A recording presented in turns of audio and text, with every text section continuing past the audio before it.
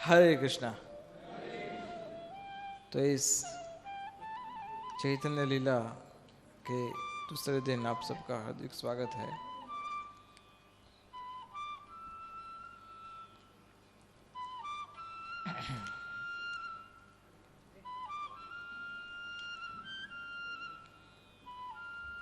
Cable नहीं है, हमारे चार्जिंग केबल नहीं गाड़ी में है।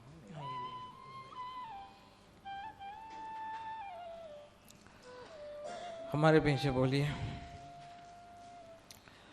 ओम नमो भगवते वासुदेवाय।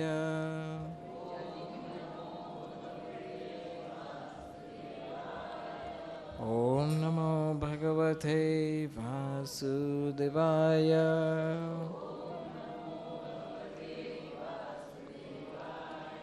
ओम नमो भगवते वासुदेवाय।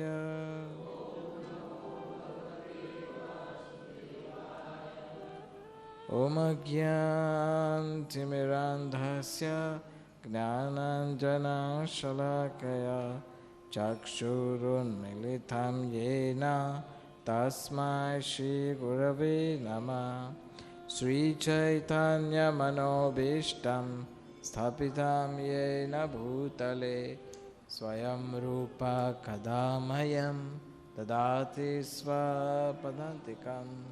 वन्देऽहं श्रीगुरो श्रीयुतापदकमलं श्रीगुरून् वैष्णवश्च श्रीरूपं सग्रजतं सहगणा रघुनाथान्वितं तं सजीवं सद्वैतं सवधूतं परिजनसहितं कृष्णचैतन्यदेवं श्रीराधा कृष्णपदा सहगणा ललिता श्रीविशाखान्वितश्च।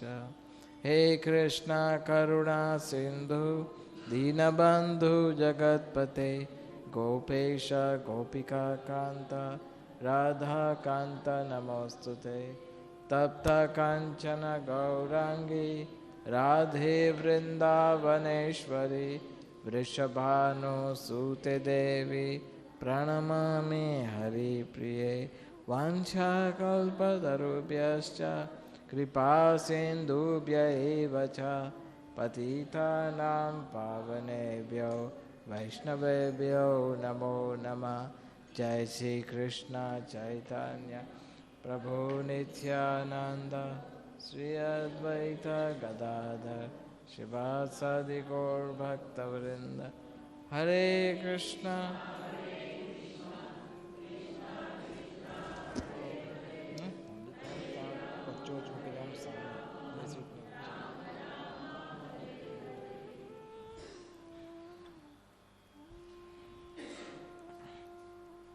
वंदे श्री कृष्ण चैतन्य नित्यानंदौ सहोदितौ गौड़ोदय पुष्पवन्तौ चित्रौ सन्नौ तमोदौ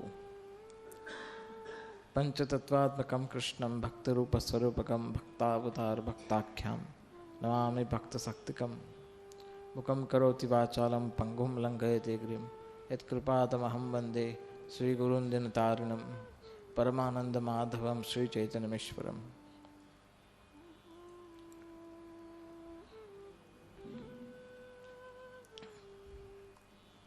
कल हम भक्तों ने चैतन्य महाप्रभु के आविर्भाव और उनके कुछ बाल्य लीलाओं को कार्यकलापों को हमने सुना।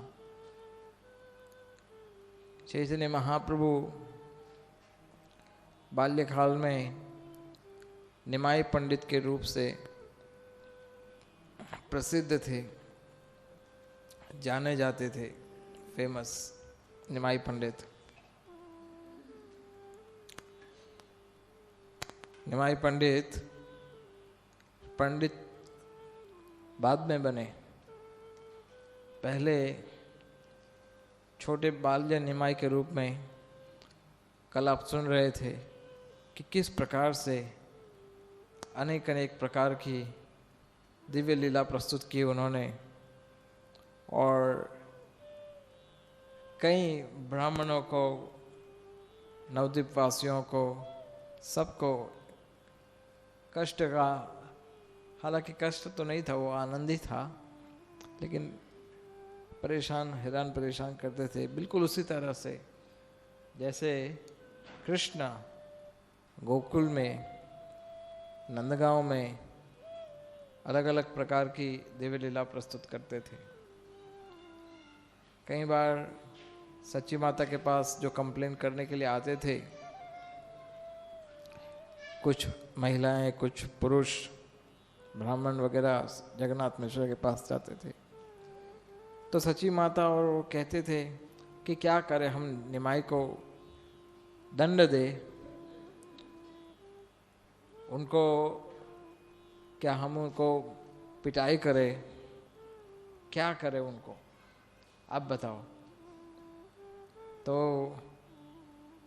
सब लोग कहते नहीं नहीं, हम तो ऐसे ही मजाक में बता रहे हैं, आप उसको पिटाई मत करना, आप उसको दंड मत दो, हम तो ऐसे ही कह रहे बस।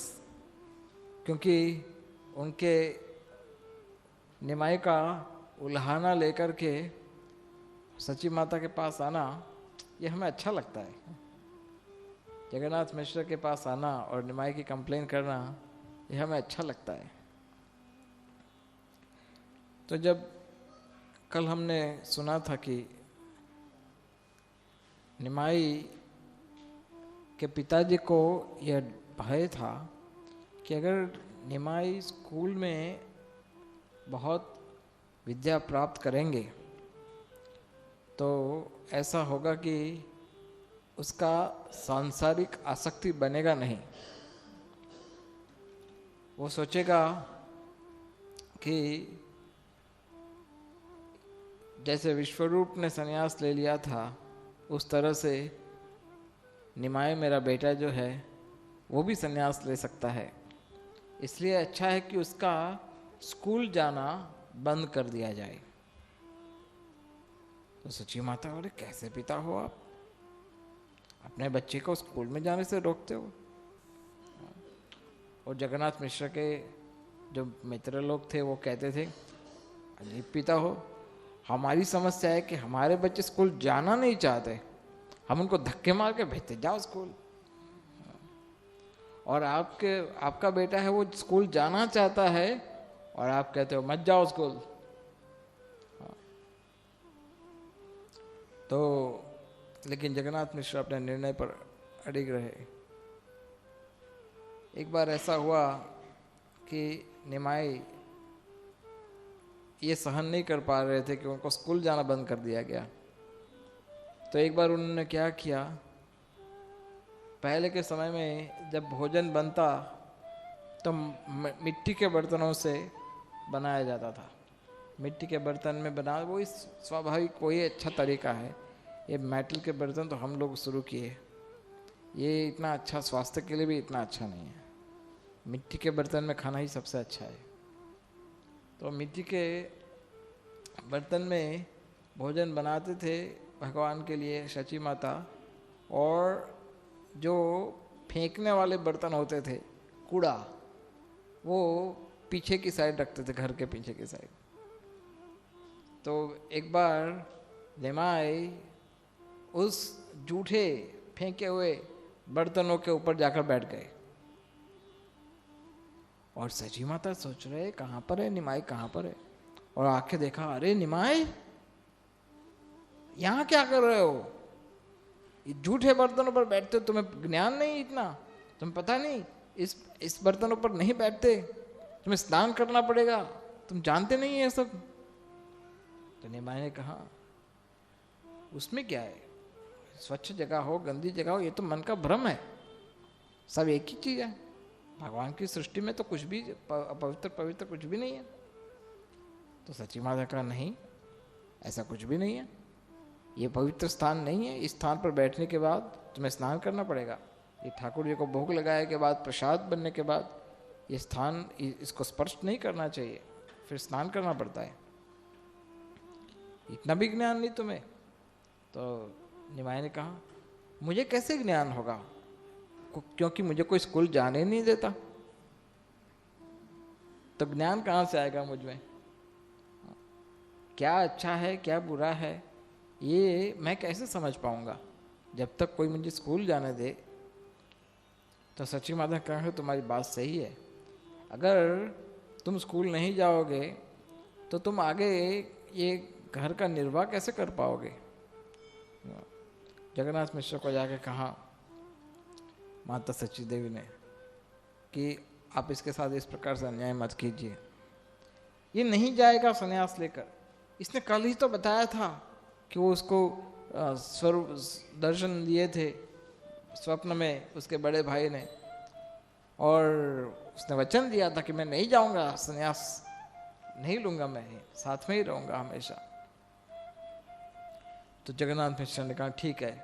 सब लोगों ने उनको आग्रह किया तो उन्होंने फिर कहा ठीक है। गंगादास पंडित जो थे वो उनके गुरु के रूप में प्रस्तुत थे। गंगादास पंडित का जो स्कूल था उसको वहाँ के सबसे प्रसिद्ध स्कूल में से एक था गंगादास पंडित। गंगादास पंडित अपने पूर्व जन्म में सांदीपनी मुनि थे। तो सांदीपनी जो है, सांदीपनी उनका काम है भगवान को शिक्षा देना। उसके पहले के अवतारों में भी उनका यही काम था, गुरु के रूप में शिक्षा देना। तो सांदीपनी मुनि स्वयं भी भगवान के भक्त थे, तो उनके स्कूल में निमाई का दाखला करवाया। निमाई गंगादास पंडित को चरण स्पर्श किए और सेरेमनी का आयोजन किया गया कि साथ साथ में वो यज्ञोपवीत विधि भी उसके साथ करवाई गई उसी समय। और फर्स्ट स्कूलिंग बोलते हैं, तो उनको स्कूल में फिर से ये गंगादास पंडित के स्कूल में उनको स्थान दिया। गंगादास पंडित संस्कृत के बहुत बड़े विद्वान थे और निमाई को कहा कि बेटा मैं जितना भी मुझे आता है वो सब मैं तुम्हें सिखा दूंगा। वास्तव में यही गुरु का काम होता है। गुरु का काम है कि वो अपने पास कुछ भी बाकी नहीं रखते, जितना उनके पास है सब कुछ सिखा देते हो। तो गंगादास पंडित की पाठशाला में निमाई ने पढ़ना आरंभ किया और इतना तेजस्वी विद्यार्थी बन गया निमाई कि उनके जो विद्यार्थी मित्र थे उनमें से एक भी ऐसा विद्यार्थी नहीं था कि निमाई के सामने एक शब्द भी उनके व्याकरण में कुछ बोल सके। निमाई हर एक प्रश्न का फास्ट एकदम, जैसे गंगादास पंडित पूछेंगे तुरंत निमाई पंडित बोलेंगे हाँ मैं बताता हूँ। और कुछ दिनों के पश्चात निमाई पंडित इतना तेजस्वी विद्यार्थी बन गया कि वो आर्गुमेंट करेंगे, गंगादास पंडित को कहेंगे कि आप बताइए, अपने गुरु को कहते आप बताइए इसका अर्थ। सब विद्यार्थी को बोलेंगे आप इसका अर्थ बताइए, और जो भी अर्थ बताएंगे कुछ विद्यार्थी को बोलते कि बताओ इसका अर्थ क्या है, तो विद्यार्थी बताएंगे इसका अर्थ ये होता है। निमाई कहते गलत, इसका अर्थ ये नहीं होता है, ये जो वाक्य है इसका अर्थ ये होता है, क्योंकि संस्कृत का व्याकरण का ये नियम लागू होता है। अरे हाँ सही में निमाई तुम सच बता रहे हो, मैं जो बता रहा था वो तो गलत था, ये जो तुम बता रहे हो वो सही है। अरे मैं तो मजाक कर रहा था, निमाई ने कहा तुम जो बताया था वही सही था, ये तो मैं गलत बता रहा था। तो फिर अरे तो इस तरह से एक ही वाक्य की 4-4, 5-5 व्याख्या करते थे निमाई, और सारी नियम के अनुसार सही होती थी, और कोई उनके तुलना में कोई नहीं आ सकते थे। तो सारे विद्यार्थी जो थे वो, हालांकि उनको निमाई से कोई शत्रुता नहीं थी, लेकिन निमाई से बड़े प्रसन्न थे, सब उनके बहुत घनिष्ठ मित्र बन गए। अरे निमाई बहुत तेजस्वी विद्यार्थी है, उसके जैसा दिमाग तो आज पता नहीं, ये कोई साधारण मनुष्य तो हो ही नहीं सकता, कितना दिमाग है इसमें। क्योंकि सृष्टि में सबसे पहली जो विद्या का दान करने वाले हैं वो तो भगवान है।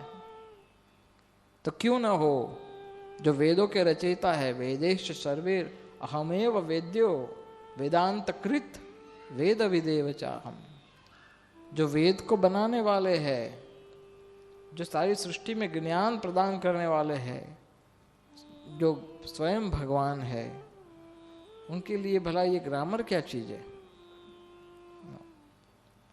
तो स्वाभाविक रूप से निमाय पंडित बहुत विद्वान विद्यार्थी बन गए कुछ ही क्षणों में।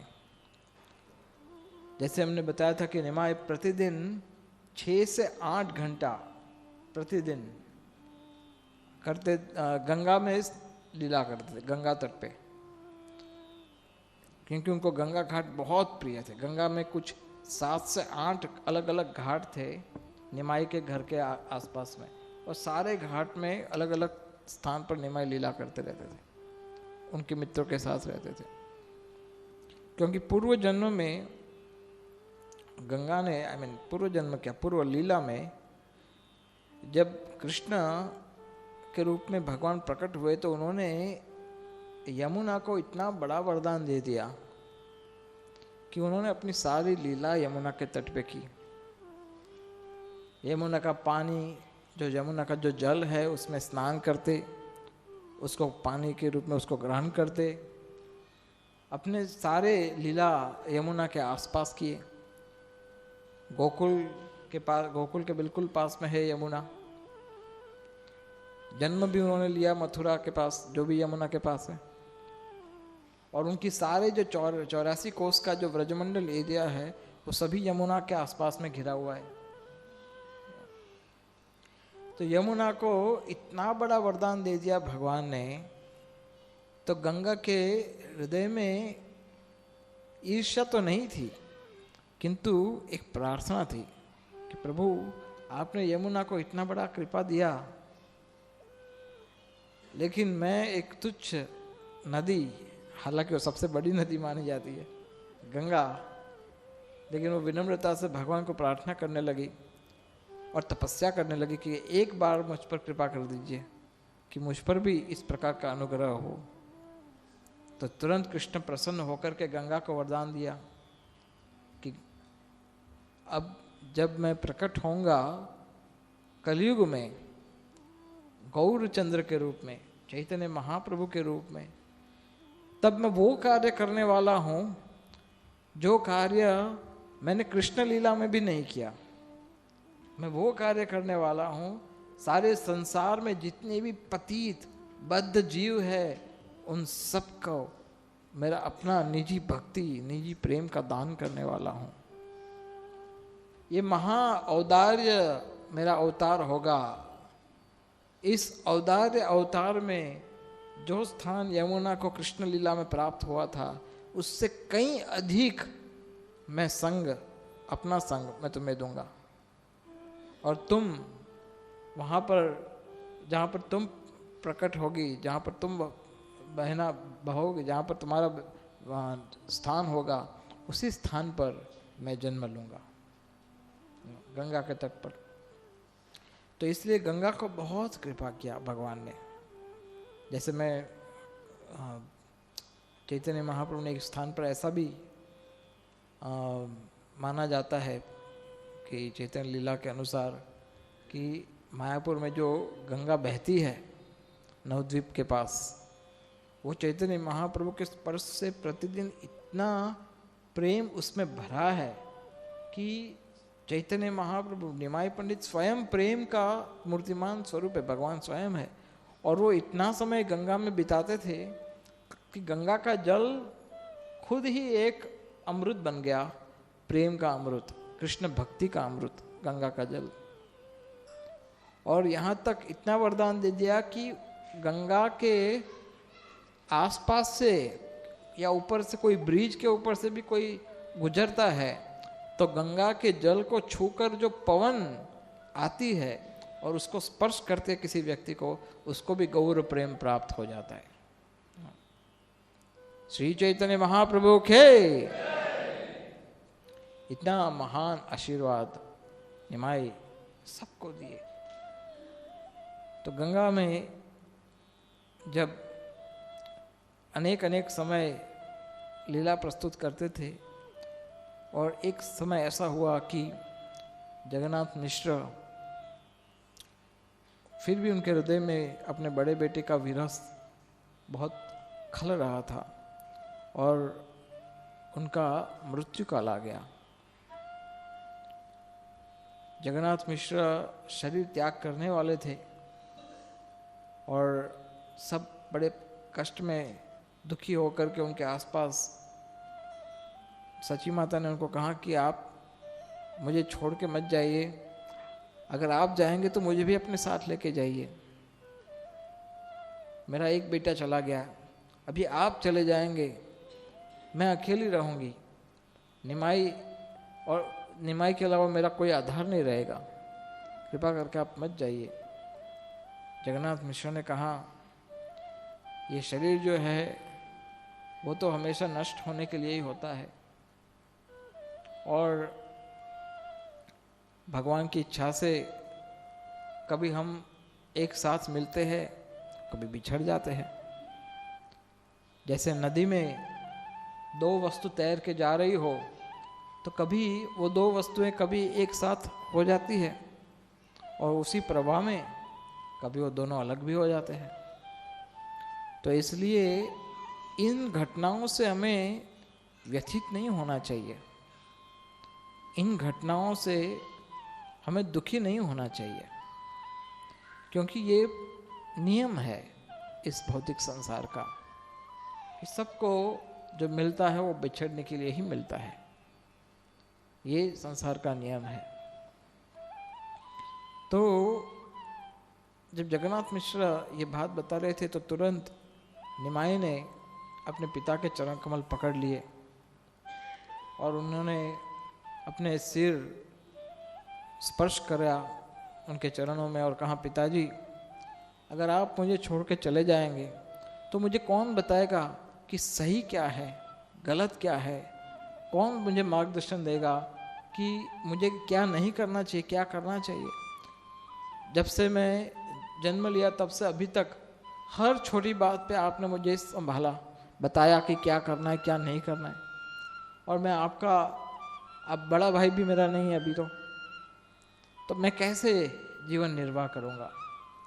लेकिन जगन्नाथ मिश्र ने कहा कि बेटा तुम्हारा भाई तो चला गया, अब प्रकृति के नियम के अनुसार मुझे भी अपने स्थान में वापस जाना है, भगवान के धाम में। आए गोलोक वृंदावन से आए थे, नंद महाराज थे स्वयं, लेकिन मेरा इतना विनंती रखना कि कभी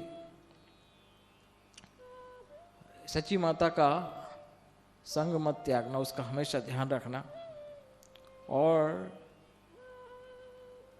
जिस उद्देश्य से तुम यहाँ पर हो वो उद्देश्य तुम पूरा करना। वो तो जानते हैं किस उद्देश्य से इधर आए हैं, हालांकि वो लीला कर रहे हैं पिता के रूप में, लेकिन वो तो जानते हैं कि मेरा बेटा जो है वो कृष्ण स्वयं है। तो जगन्नाथ मिश्र का देहांत होने पर सारा घर उनका बड़ा दुखी हो गया, सब बड़े व्यथित हो गए, सब मित्रों ने सब ब्राह्मणों ने सबने कहा कि प्रकृति का ये जो संसार का जो परिवर्तन है उसको स्वीकार कर लीजिए।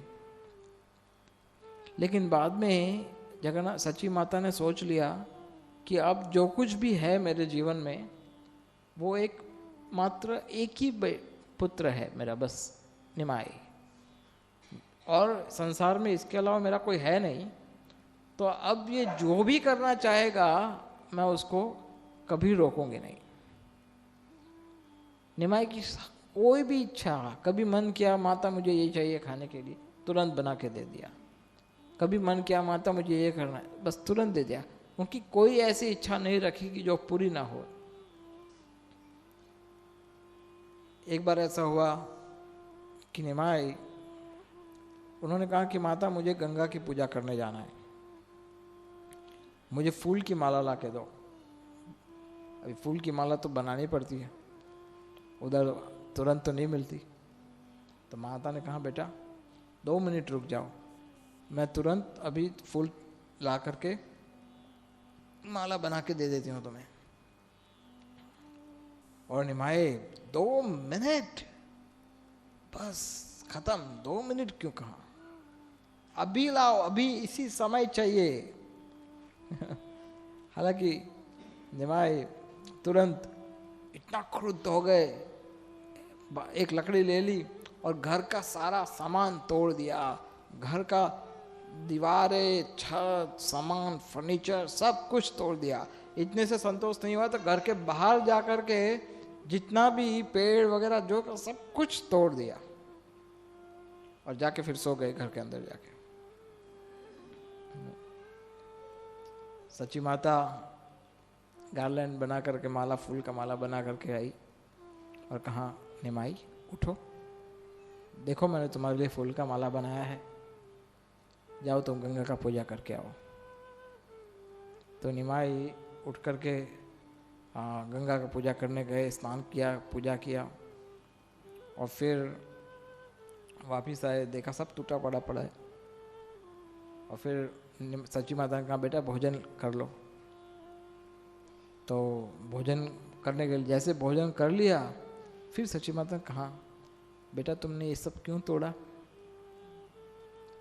तुम जानते नहीं कि हमारे पास इतना धन नहीं है कि हम इतना सारा खर्चा, हम अभी खाने के लिए भी हमारे पास नहीं बचेगा फिर कुछ, कि तुम जानते नहीं ये सब, ऐसा क्यों किया।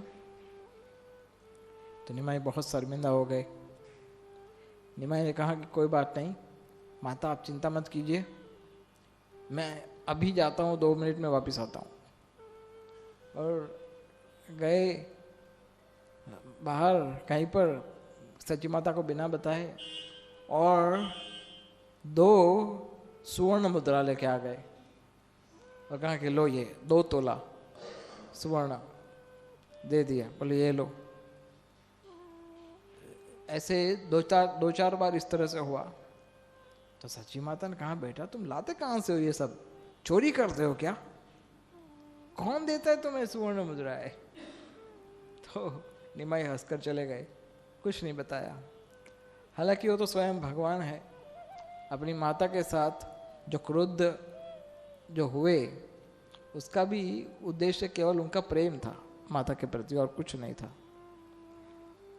लेकिन उसके बाद सची माता का चिंता था हमेशा कि अगर निमाई घर गृहस्थी संभालेगा तब जाके उसका मन शांत होगा, वो स्थिर हो पाएगा जीवन में। तो उसको गृहस्थ तो तब होता है ना कि जब पत्नी होती है, पत्नी के बिना गृहस्थ कैसे बनेगा कोई।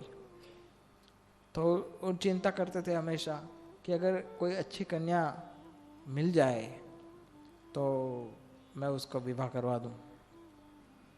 तो उस समय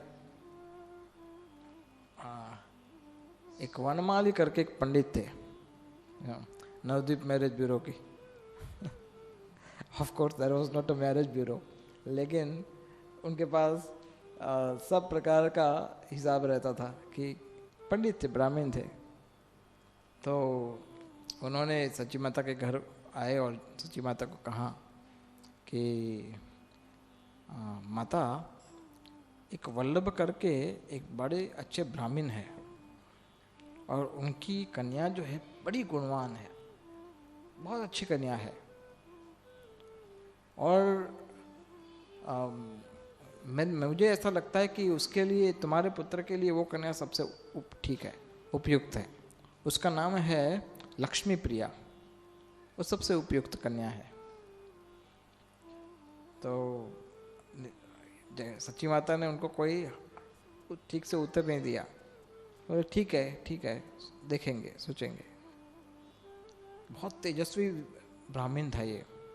निमाई इतना फेमस बन गया था कि सभी पिता की ऐसी इच्छा होती थी कि मेरी कन्या इसको ही दो, सभी पिताओं की ऐसी इच्छा थी। लेकिन सच्ची माता ने कहा ठीक है अब हम बताएंगे, ठीक है जैसे ही वनमाली गए घर के बाहर, तो बीच में निमाई मिल गए। निमाई ने पूछा क्या काम था? बोले कुछ नहीं, मैं तो गया था तुम्हारी माता को मिलने के लिए और ये मैरिज प्रपोजल लेके आया था मैं विष्णुप्रिया के लिए, और क्या काम आना है? तो बोले कुछ उत्तर नहीं दिया। ठीक है। तो फिर गए निमाई अपनी माँ के पास, सच्ची माता के पास, और सच्ची माता को जाके पूछे कोई वनमाली करके पंडित आए थे कोई? बोले हाँ। क्यों आए थे? बोले वो तुम्हारे लिए मैरिज प्रपोजल लेके आए थे। बोले किसका था प्रपोजल? बोले विष्णुप्रिया जो वल्लभ जो पंडित है उनकी बेटी है। तो आपने मना कर दिया क्या? बोले नहीं, मना तो नहीं किया। बोले क्यों मना किया? तो सच्ची माता इतना प्रसन्न हो गई, उसको उत्तर भी नहीं दिया निमाई को, और तुरंत अपने किसी आदमी को भेजा, जाओ बुलाओ उस वनमाली को, बुलाओ फटाफट, निमाई शादी करने के लिए तैयार है। इतना उनका उत्साह हो गया, और तुरंत वनमाली को बुलाया और संदेश भिजवा दिया कि उनके पिताजी के पास कि तुम्हारी बेटी से हमारा बेटे का विवाह करने के लिए हम तैयार हैं। तो वनमाली जो वल्लभ थे वो बड़े प्रसन्न हो गए, खुश हो गए, अरे कैसा सौभाग्य। तुरंत गए, शादी का विवाह पूरा सेरेमनी पूरा अरेंज किया, और जो जो लक्ष्मी प्रिया थी वो वास्तव में वही युवती थी, वही लक्ष्मी देवी कि जो भगवान नारायण के चरणों में हमेशा रहती है। वही लक्ष्मी जो रुक्मिणी के रूप में कृष्ण लीला में थी, वही लक्ष्मी जो सीता के रूप में रामचंद्र के साथ थी, वही लक्ष्मी लक्ष्मी प्रिया के रूप में प्रकट हुई थी। तो भगवान स्वाभाविक रूप से उनसे आकर्षित हो ही चुके थे। तो भगवान ने ये जब विवाह संपन्न हुआ तो लक्ष्मी प्रिया जो थी बड़ी तेजस्वी गुणवान लड़की थी, लेकिन निमाई इतना प्रसिद्ध, इतना फेमस हो गए कि निमाई कई स्थानों पे जाते थे, जहाँ पर भी जाते थे कभी किसी को बोलते, किसी शॉप दुकान वाले को कि भैया मुझे 1 किलो मठा दोगे, दही 1 किलो दही दे सकते हो? अरे तुम्हें जो चाहे ले जाओ निमाई, 1 किलो क्या 2 किलो ले जाओ, दूध भी ले जाओ, संदेश भी ले जाओ, पनीर भी ले जाओ, जो चाहिए ले जाओ। बोले पैसे जब आए तब दे देना, कोई बात नहीं चाहिए पैसा भी। फिर कभी जाते कपड़े एक टेलर के पास, एक टेलर को कहा कि मैं कपड़ा सिलवाना चाहता हूँ, तो टेलर ने तुरंत अच्छे अच्छे कपड़े निकाल करके निमाई को दिए, ये ले लो, ये तो मेरे लिए अच्छा है। एक्चुअली ये सारे वो लोग थे जो मथुरा में भगवान की सेवा कर चुके थे, कृष्ण की। तो इस तरह से अलग अलग लोगों के पास जाते तो सब लोग हमेशा निमाई को कहते तुम्हें जो चाहिए ले लो, तुम्हें जो चाहिए ले लो। एक बार एक ज्योतिष के पास चले गए निमाई, और ज्योतिष के पास गए, ज्योतिष को कहा कि बता सकते हो मेरा ग्रह में मैं कौन हूँ? तो उसने देखा तो पहले तो समझ ही नहीं पाया कि ये है क्या, ये कुंडली कैसी है, किसकी कुंडली है? बोले मेरी कुंडली है। लेकिन ये कैसी कुंडली है? फिर उसने ध्यान किया, गणित लगाया, कौन है ये व्यक्ति? अरे एक समय जब पानी में, प्रलय में सब पानी बह गया था, पूरा सब पृथ्वी सारा संसार जब डूब रहा था, तब जिस मत्स्य अवतार प्रकट हुआ था, जो मत्स्य रूप धारण किया था, ये तो वही व्यक्ति है। जिस समय वराह के रूप में भगवान ने पृथ्वी को बचाया था, ये तो वही व्यक्ति है। 10 अवतार वो देख पाया कि ये वही व्यक्ति है। बोले तुम हो कौन? बोले वही तो पूछने आया हूं। तो निमाई इस तरह से वो कुछ समय तक तो जो ज्योतिष था वो सोच में पड़ गया, अलग अलग विचारों से। नरसिंहदेव, रामचंद्र देख लिया, परशुराम देख लिया, वो कर क्या रहे ये। तो बाद में निमाई ने कहा, हेलो, मैं पूछने आया हूँ आपको कि मेरे विषय में तुम क्या जानते हो। तो ज्योतिष जाकर खड़ा होकर सीधा प्रणाम कर दिया। तो निमाई हंसकर चले गए उधर से। तो इस प्रकार से निमाई अलग अलग प्रकार की लीला करते थे, लेकिन उनके एक प्रिय भक्त थे जिसका नाम था श्रीधर। वो श्रीधर उनका बहुत प्रिय भक्त था।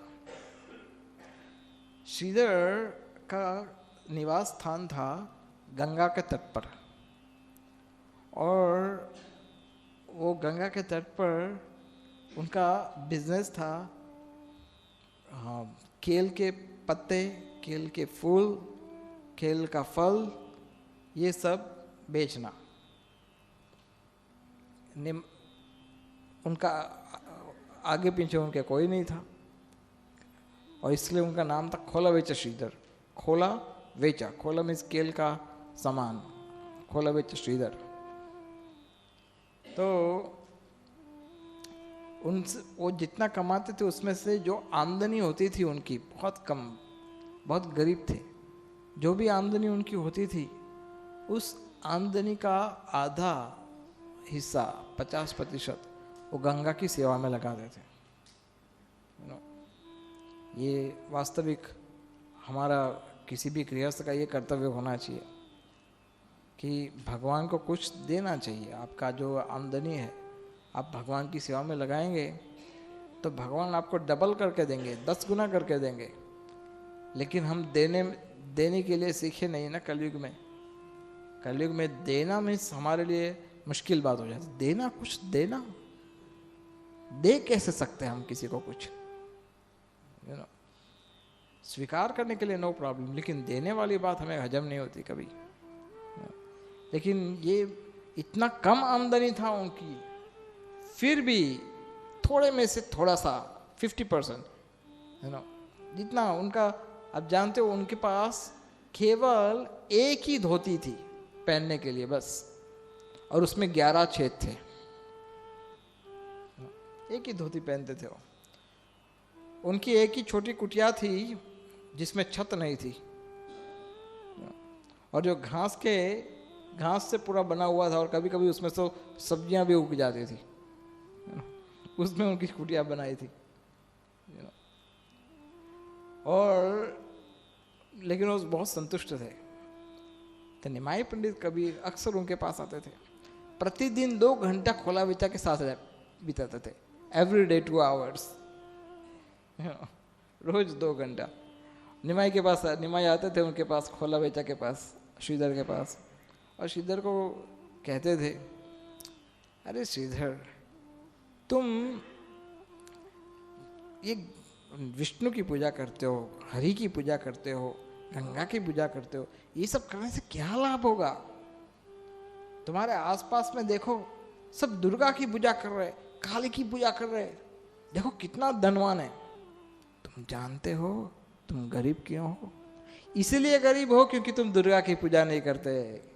छोड़ दो ये सब, करो तुम दुर्गा की पूजा। तो बोले कि क्यों मेरे साथ आप मजाक कर रहे हो? मैं तो जहाँ पर हूँ संतुष्ट हूँ। बोले ये सब देखो राजा की तरह रहते हैं। तो खोला बेचा श्रीधर ने कहा, राजा के पास जितनी सुविधा होती है, अच्छे से खाएगा, अच्छे से सोएगा, और मैं देखता हूँ कि मेरे जिस पेड़ के नीचे मेरी कुटिया है, उस पेड़ के ऊपर जो पक्षी है वो भी तो अच्छे से खाते, अच्छे से सोते। तो मेरे लिए तो कोई जीवन में कोई बड़ा परिवर्तन नहीं दिख रहा है इसमें। तो मैं तो संतुष्ट हूँ जहाँ पर हूँ निमाई, मुझे कोई नहीं चाहिए, कुछ नहीं चाहिए मुझे। तो निमाई ने कहा, हाँ मुझे पता है कि तुम क्यों ऐसा कह रहे हो। क्यों? क्योंकि तुम्हारे घर में एक बहुत बड़ा खजाना छुपा के रखा है तुमने। नहीं नहीं, मेरे घर में कोई खजाना नहीं। अरे क्यों हमसे झूठ बोलते हो? मुझे पता है तुम्हारे घर में खजाना है, और मैं संसार को एक दिन दिखा दूंगा कि तुम्हारे घर में क्या खजाना है। और कभी आते थे निमाई, उनको पूछते थे क्या आज क्या दाम है केले के पत्ते, केले का क्या दाम है आज? तो कहते थे कि मार्केट में जो भी प्राइस होते हैं उससे सबसे कम प्राइस मेरा है ना, आधे प्राइस में मैं दे रहा हूँ। तो मैंने कहा जो भी प्राइस होगा उसका मैं आधा दूंगा। लेकिन उसने कहा कि ये तो मैं पहले से ही आधा करके दिया है, ये मेरा आधा ही प्राइस है, मार्केट में देखो ये मेरा आधा ही प्राइस है, तो पहले मैं फ्री में ले जाऊंगा फिर तो मैं पूरा ले जाऊंगा फ्री में, एक भी रुपया नहीं दूंगा इसका, एक भी पैसा नहीं दूंगा। बोले क्यों मुझे परेशान करते हो, किसी और जगह से ले लो ना जहाँ पर कम दाम होता है, तो मेरे पास क्यों आते हो? नहीं ऐसा कैसे हो सकता है, इतना स्टडी सप्लायर मैं कैसे छोड़ सकता हूँ तो तुमसे केले लिए बिना तो मेरा घर में मैं केला खाना बंद कर दूंगा, मैं तो तुमसे ही केला लूंगा हमेशा रोज। और कभी केले चुरा के भाग जाते थे, कभी रोज आते थे, रोज कुछ बात करते थे। और श्रीधर कभी कभी ऐसे केले दे भी देते थे, ठीक है आप ले जाओ। बोले तुम माता को बताना श्रीधर ने केले दिए हैं, उसका कुछ राइस में दही में कुछ बना करके कुछ आइटम बनाओ। इस तरह से प्रतिदिन उनके पास निमाई आते रहते थे, प्रतिदिन आते रहते थे।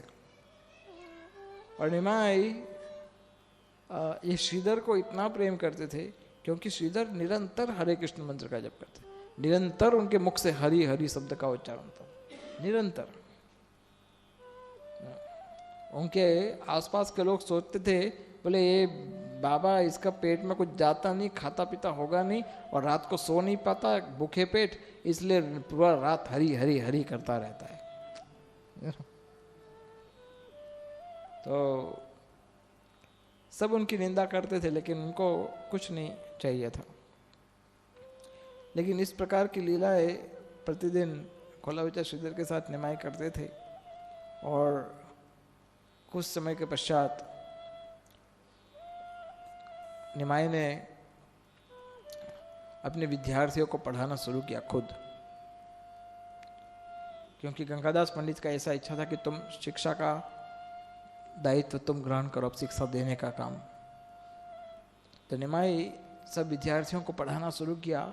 और जब सबको समाचार प्राप्त हुआ कि निमाई स्कूल में पढ़ाने शुरू करेंगे, सब विद्यार्थी तैयार हो गए, सब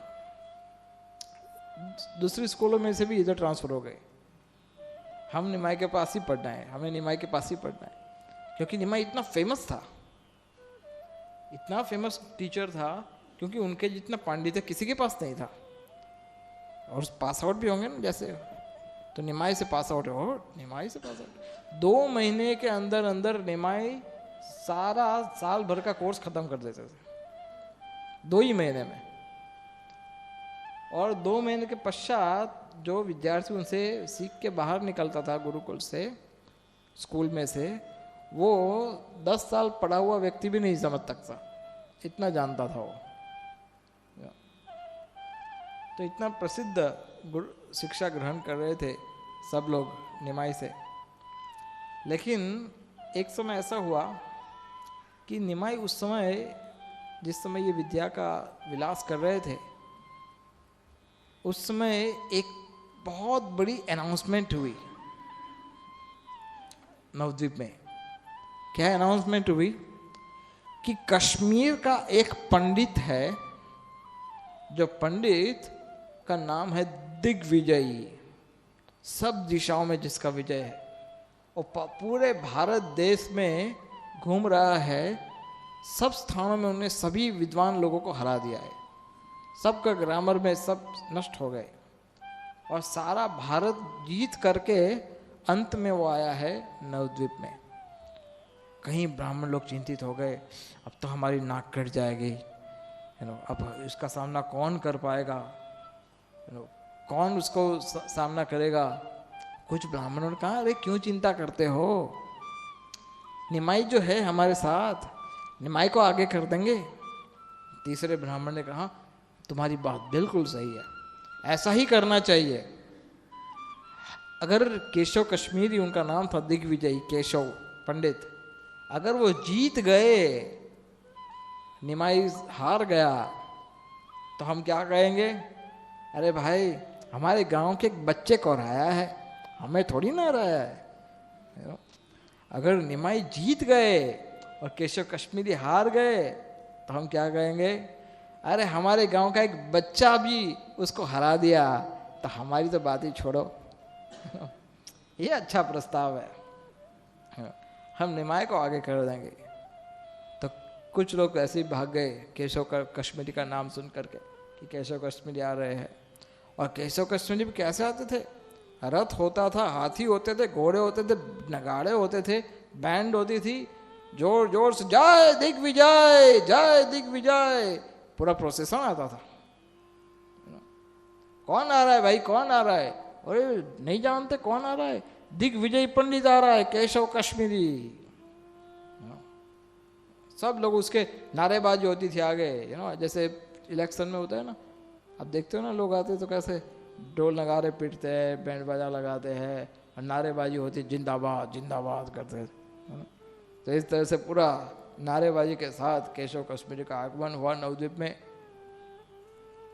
और नवद्वीप में वो टू द पॉइंट बिजनेस, अपने काम सीधा, उनके पास एक विजय पत्र था केशव कश्मीरी के पास। विजय पत्र में वो सिग्नेचर करवाते थे, मेरे साथ शास्त्रार्थ करो और हारने पर तुम्हें साइन करनी पड़ेगी कि एक्सेप्ट करो कि तुम हार गए, एक्सेप्ट करो। तो पूरे उनका इतना विजय पत्र पूरा घोड़े के ऊपर लगा करके आए थे, इतने हजारों पेज वाला विजय पत्र था, इसमें कई कई पंडितों के नाम लिखे थे उसमें। तो जब वो नवद्वीप में आए, पूछा भाई कौन है, कोई है यहाँ पर सबसे प्रसिद्ध कोई? तो पहले से निर्णय कर चुके थे किसको आगे करना है।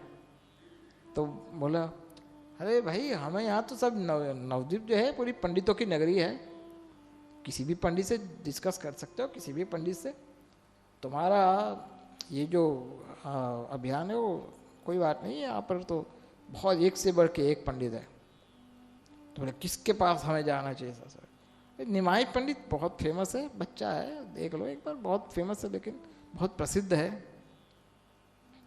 तो निमाई पंडित उस समय गंगा तट पर अपने विद्यार्थियों के साथ बैठे थे। निमाई के कुछ बच्चों ने कहा, विद्यार्थियों ने, कि पंडित जी, निमाई जी, ये केशव कश्मीरी दिग्विजय पंडित इतना प्रसिद्ध ग्रामर का एक्सपर्ट है कि कोई पंडित आज तक उसको हरा नहीं पाया, और वो यहाँ पर आ गया है, और क्या पता हम में से किसी से शास्त्रार्थ कर बैठे, हमारी तो नाकी कट जाएगी, क्या करें हम? तो निमाई ने कहा, भगवान किसी का अभिमान देख नहीं सकते। जनरली भगवान का ये गुण है कि किसी भी व्यक्ति, चाहे उनका भक्त है या नहीं है, किसी में भी थोड़ा सा भी अहंकार होता है, तो जब तक उसका एक एक अहंकार का अंश तक निकाल नहीं देंगे, तब तक भगवान उसको कसौटियों से। केशव कश्मीरी इतना बड़ा विद्वान था, उसका रहस्य क्या था पता है? उसका रहस्य ये था कि उसने सरस्वती देवी की बहुत आराधना की थी, और सरस्वती की बहुत पूजा करके इतना बड़ा भक्त बना था कि सरस्वती देवी ने खुद उसका वरदान दिया था कि जब तुम बोलोगे तब मैं तुम्हारी ओर से तुम्हारे जीवा पर आ जाऊंगी और तुम्हें तुम्हारा सहयोग करूंगी। इसलिए कभी हारे नहीं थे वो।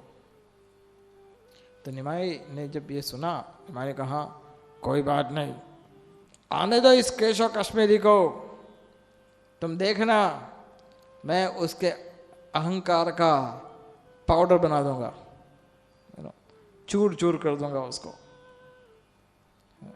आने दो उसको। तो केशव, बाद में निमाई ने सोचा अंदर ही अंदर हृदय में कि अगर मैं केशव कश्मीरी को सबके सामने पराजित कर दूंगा तो ये उससे सहन नहीं हो पाएगा, वो मर जाएगा। भगवान बहुत दयालु है, किसी को अपमान, उसका अहंकार नष्ट करने के लिए भी दया करते हैं कि उसकी बेइज्जती ना हो समाज के सामने। ये एक बहुत बड़ा गुण है, भक्तों के लिए भी ये बहुत बड़ा गुण है कि सामने वाला अगर बहुत अधिक शर्मिंदा हो जाए, वो ना हो, इसका बड़ा ध्यान रखना चाहिए। तो निमाई ने सोचा कि नहीं, मैं उसको इस तरह से शर्मिंदा नहीं कर सकता, मर जाएगा वो। तो निमाई ने कहा कुछ करना पड़ेगा, कुछ तो करेंगे। प्लान बना दिया पूरा। तो निमाई जैसे वहाँ पर आए गंगा तट पर, वहाँ केशव कश्मीरी आए, तुम हो निमाई पंडित? तो निमाई ने कहा हो आप दिग्विजय केशव कश्मीरी, स्वागत है आपका, स्वागत है। मैं निमाई हूँ लेकिन मैं पंडित नहीं, मैं कहाँ छोटा सा बालक और तुम कहाँ विद्वान केशव कश्मीरी। बड़ी विनम्रता से पेश आए। यही वास्तविक उदाहरण होना चाहिए। जो व्यक्ति गुणवान होता है वो हमेशा झुका हुआ होता है, और जब कभी जिसके पास गुण नहीं होता है वो हमेशा अकड़ रहता है। तो जो गुणवान होता है, जो विनम्र होता है, वही महान होता है। विनम्रता महानता का गुण है। जो व्यक्ति जितना आगे बढ़ता है उस व्यक्ति को उतना ही विनम्र बनना चाहिए, और जब तक वो विनम्र नहीं बन पाता है तब तक वो आगे बढ़ा हुआ ऐसा नहीं माना जाता। इसलिए विनम्रता बहुत बड़ा आभूषण है। तो केशव कश्मीरी ने जब वहाँ पर आए तो निमाई ने कहा कि बताइए मैं आपकी क्या सेवा करूं। तो केशव पंडित, तुम इतने बड़े पंडित हो? केशव कश्मीरी ने कहा मैं गंगा की स्तुति करता हूं, और फिर तुम क्या जवाब देते हो दिखाओ। तो हाँ ठीक है, कर दीजिए किसी की स्तुति। गंगा नदी पर थे तो गंगा की स्तुति कर दो। और केशव कश्मीरी ने 100 श्लोक 100% ओरिजिनल बनाए, किसी खुद बनाए ऑन द स्पॉट। किसी ग्रंथ में कहीं पर भी, किसी शास्त्र में किसी के द्वारा नहीं बनाए थे। पूरे नए के नए 100 श्लोक, 100 श्लोकों की रचना कर दी, 100% ओरिजिनल, नए ताजे, और वो भी इंस्टेंट। ऐसा नहीं कि थोड़ी देर आधा घंटा बैठो तुम लोग बातचीत करो मैं बना के लेके आता हूँ, ऐसा नहीं, इंस्टेंट। और कितनी तेज गति से, वायु की गति से 100 श्लोक का उच्चारण किया, वायु की गति से, कोई समझ ही ना पाए।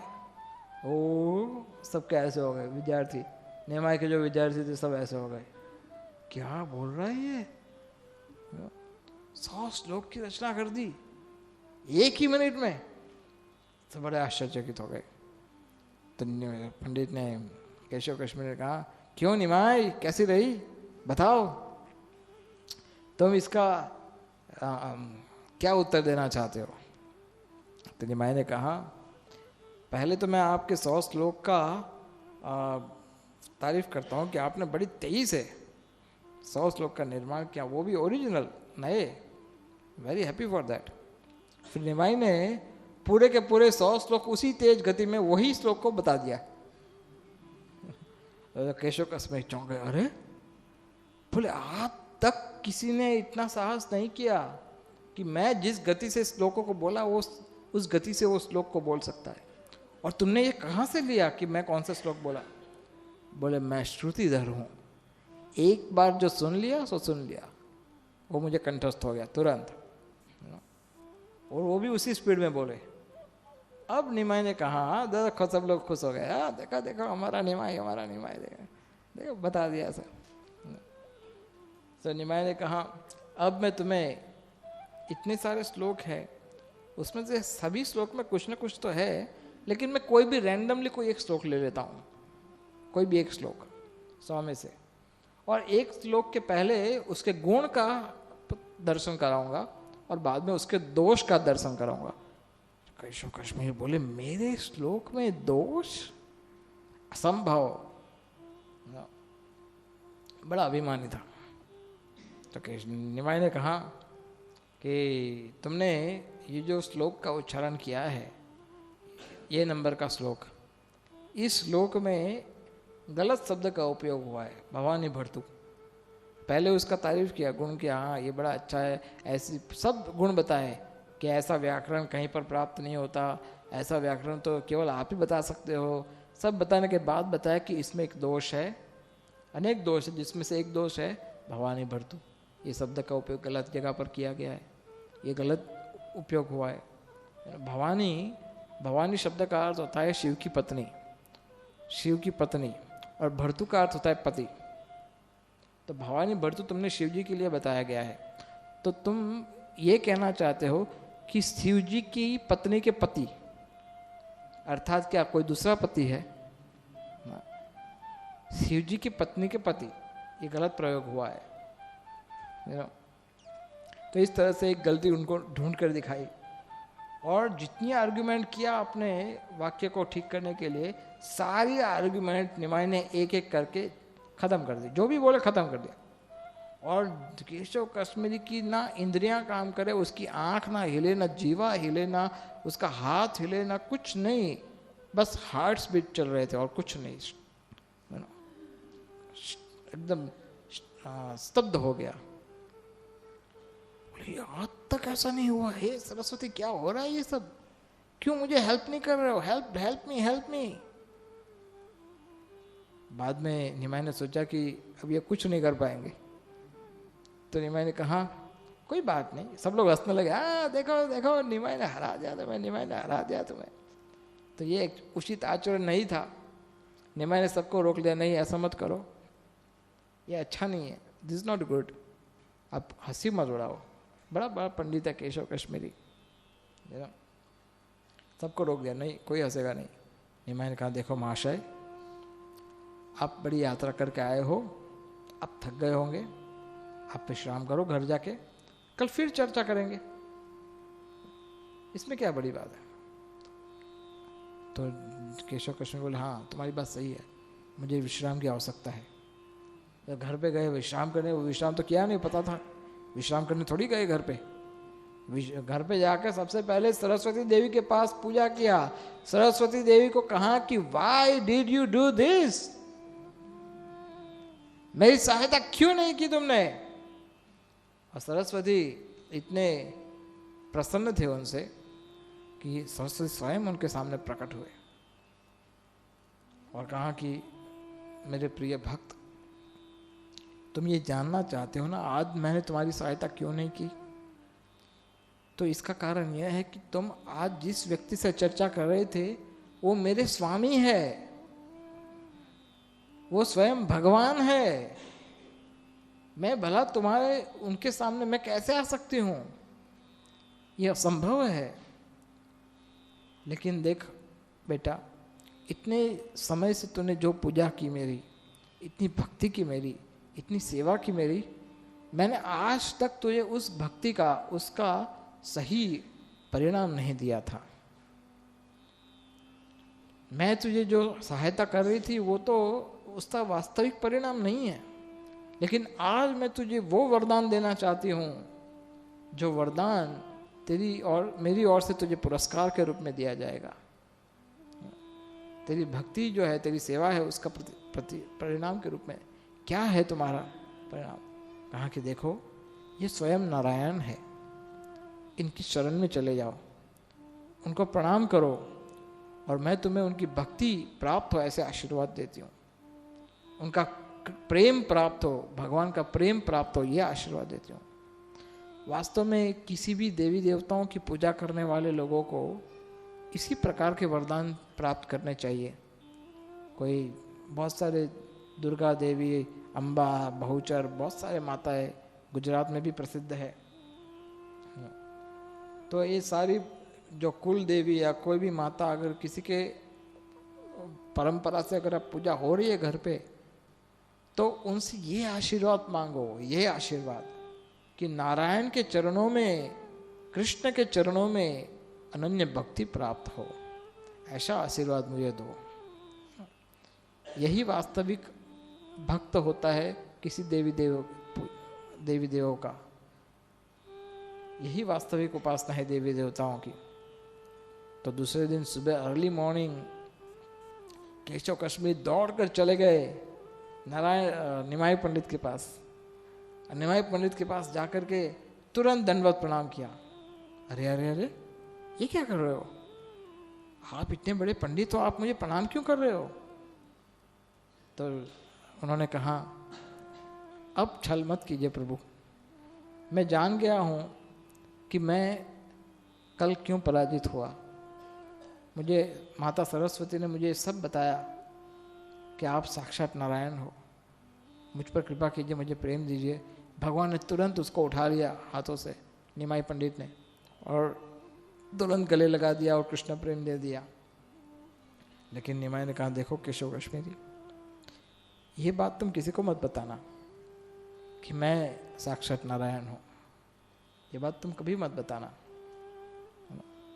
और तब से केशव कश्मीरी वहाँ से चला गया और बहुत बड़ा भक्त बन गया और निरंतर महामंत्र का कीर्तन करता रहता, निरंतर भगवान के नामों का उच्चारण करता रहता था। तो इस तरह से केशव कश्मीरी का भगवान ने उद्धार किया। बाद में कई लोगों से ये उनको जानने को प्राप्त हुआ कि निमाई को ईस्ट बंगाल, मिस आज का जो बांग्लादेश है, तो ईस्ट बंगाल एक ही था उस समय, वेस्ट बंगाल ईस्ट बंगाल एक ही था। तो वहाँ पर कई विद्यार्थी उनसे ज्ञान लेना चाहते, शिक्षा लेना चाहते। तो निमाई ने कहा कि माता सची को कि मैं जाता हूँ कुछ दिनों के लिए ईस्ट बंगाल में, और वहाँ पर रह करके वहाँ के विद्यार्थियों को सिखाऊंगा। लक्ष्मी उनकी पत्नी और अपनी माता दोनों को छोड़ करके निमाई गए वहाँ पर। और निमाई का बहुत स्वागत हुआ, सब बहुत खुश हो गए कि भाई दूर दूर से लोगों को नजदीक आना पड़ता था निमाई से शिक्षा ग्रहण करने के लिए, लेकिन ये तो हमारे घर पे ही आ गए निमाई।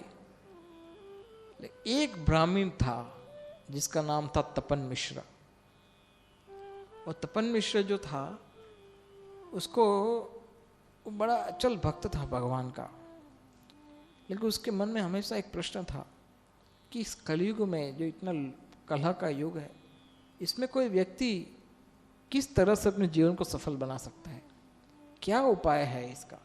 आज तक किसी ने मुझे ये ज्ञान नहीं दिया, किसी शास्त्र में से मुझे ज्ञान प्राप्त नहीं हो पाया, किसी ब्राह्मण ने, किसी ऋषि मुनि से भी ये सुनने में नहीं आया। कैसे हो सकता है इस कलयुग में जीवन को सफल बनाना, क्या उपाय है? ऐसे मन में उसके प्रश्न होते थे। और रात को एक दिन भगवान स्वयं उसके स्वप्न में आए। कहा, उसको स्वप्न में आके कहा गया कि एक ब्राह्मण ने स्वप्न में आके कहा कि यहाँ पर स्वयं नारायण प्रकट हुए हैं और वो स्वयं आज तुम्हारे पास आए हैं, तुम उनके पास जाओ और उन्हें ये प्रश्न पूछो, वही तुम्हें इस प्रश्न का सही सही उत्तर देंगे। तो जैसे तपन मिश्र को पता पड़ा निमाई के विषय में, तुरंत निमाई पंडित को बुलाया, उनका पूजा किया, उनका सत्कार किया। और जानते थे ये तो भगवान है, क्योंकि उनको तो पहले से बताया गया था ना कि ये भगवान है। तो उन्होंने प्रणाम किया, भगवान ने उनको दर्शन दिए और भगवान को उन्होंने पूछा कि आप मुझे बताइए इस कलयुग में जो पतित जीव है उन सबके उद्धार का क्या उपाय है। तो तुरंत निमाई पंडित ने कहा इसमें कोई बड़ा रहस्य नहीं है, एक ही उपाय है इस कलयुग में। तब उन्होंने ये श्लोक बताया, हरेर नाम हरेर नाम एव केवलम कलौ नास्त्यैव नास्त्यैव नास्त्यैव गतिरन्यथा। हे तपन मिश्र, इस कलयुग में केवल हरि का नाम हरि का नाम हरि का नाम यही एकमात्र उपाय है, और कोई उपाय नहीं है, और कोई उपाय नहीं है, और कोई उपाय नहीं है। 3 बार बताया ऐसे। तो ये भगवान ने प्रस्थापित कर दिया। और तो उन्होंने मंत्र भी दिया, बोले मैं हरि नाम का जप किस तरह से करूं? तो निमाई ने मंत्र दिया। क्या मंत्र दिया? हरे कृष्णा हरे कृष्णा।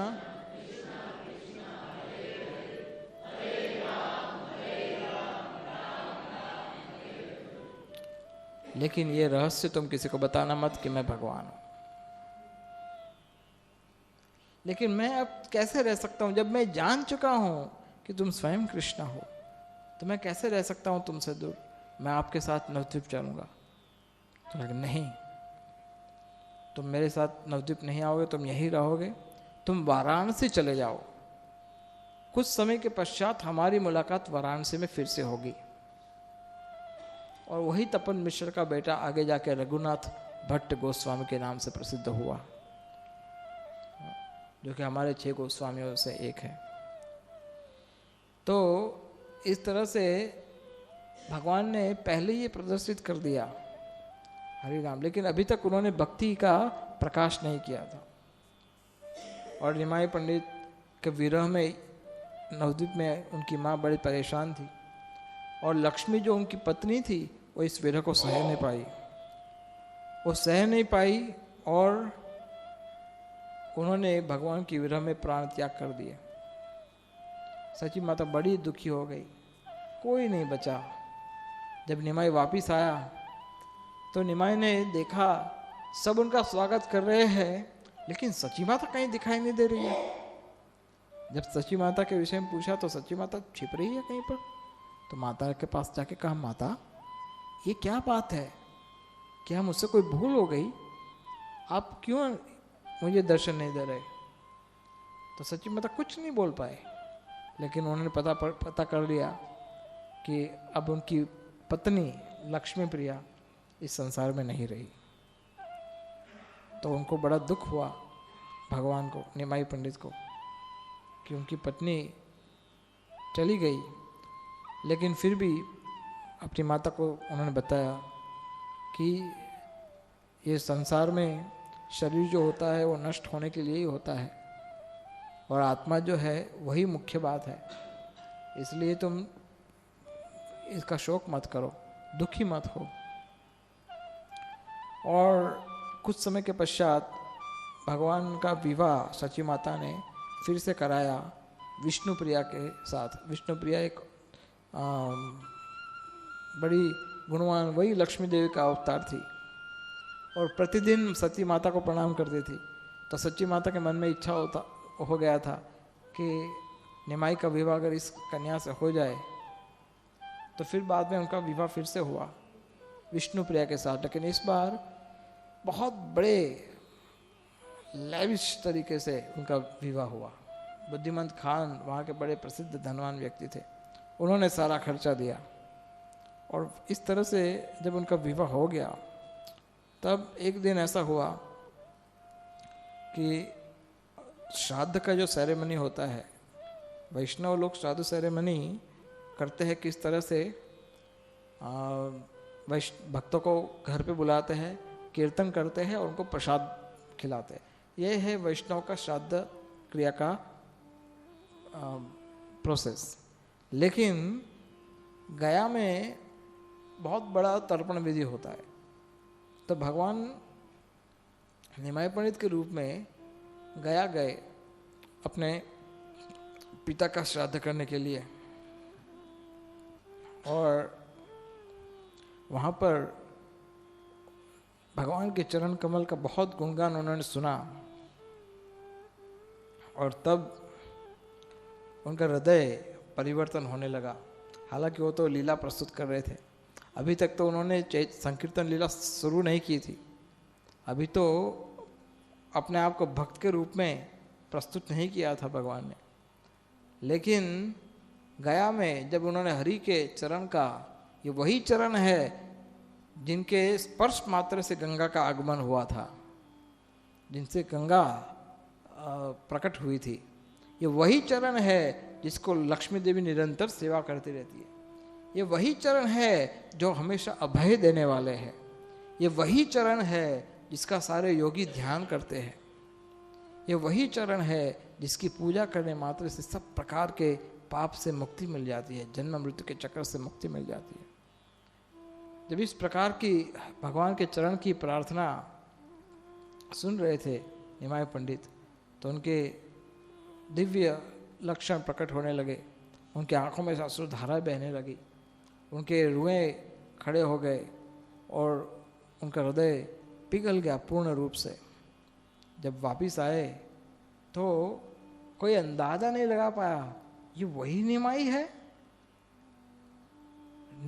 वो निरंतर कीर्तन कर रहे थे, निरंतर हरि नाम का उच्चारण कर रहे थे, और उन्होंने रमाई पंडित श्रीमान पंडित उनको भेजा श्रीवास ठाकुर के पास ये बताने के लिए कि निमाई पंडित आप सबसे मिलना चाहता है। अभी श्रीवास ठाकुर, अद्वैताचार्य, गदाधर, हरिदास, ये वो लोग थे कि जो हमेशा साथ मिलकर के हरि कीर्तन हरि कथा करते रहते थे, वो श्रीवास ठाकुर के घर पे।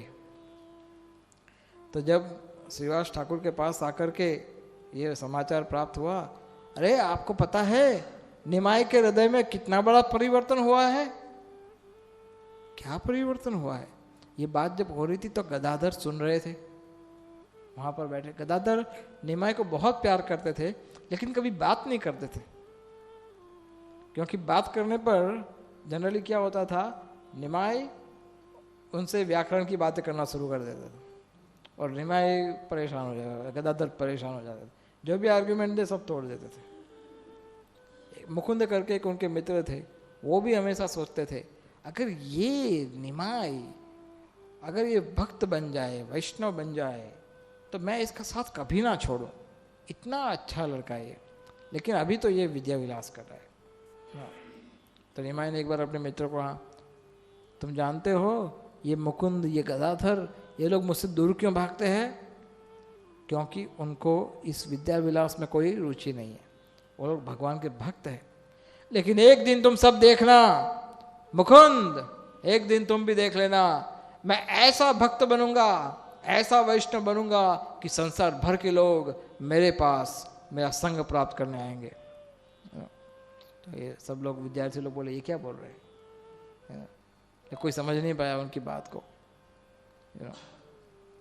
तो निमाई पंडित जब ये बात बताई श्रीवास ठाकुर को कि निमाई पंडित के हृदय में बहुत बड़ा परिवर्तन हो गया है, तो श्रीवास ठाकुर ने कहा कितने दिनों की मेरी इच्छा थी, अगर ये निमाई भक्त बन जाए, अगर ये निमाई वैष्णव बन जाए तो सारा संसार बदल जाएगा।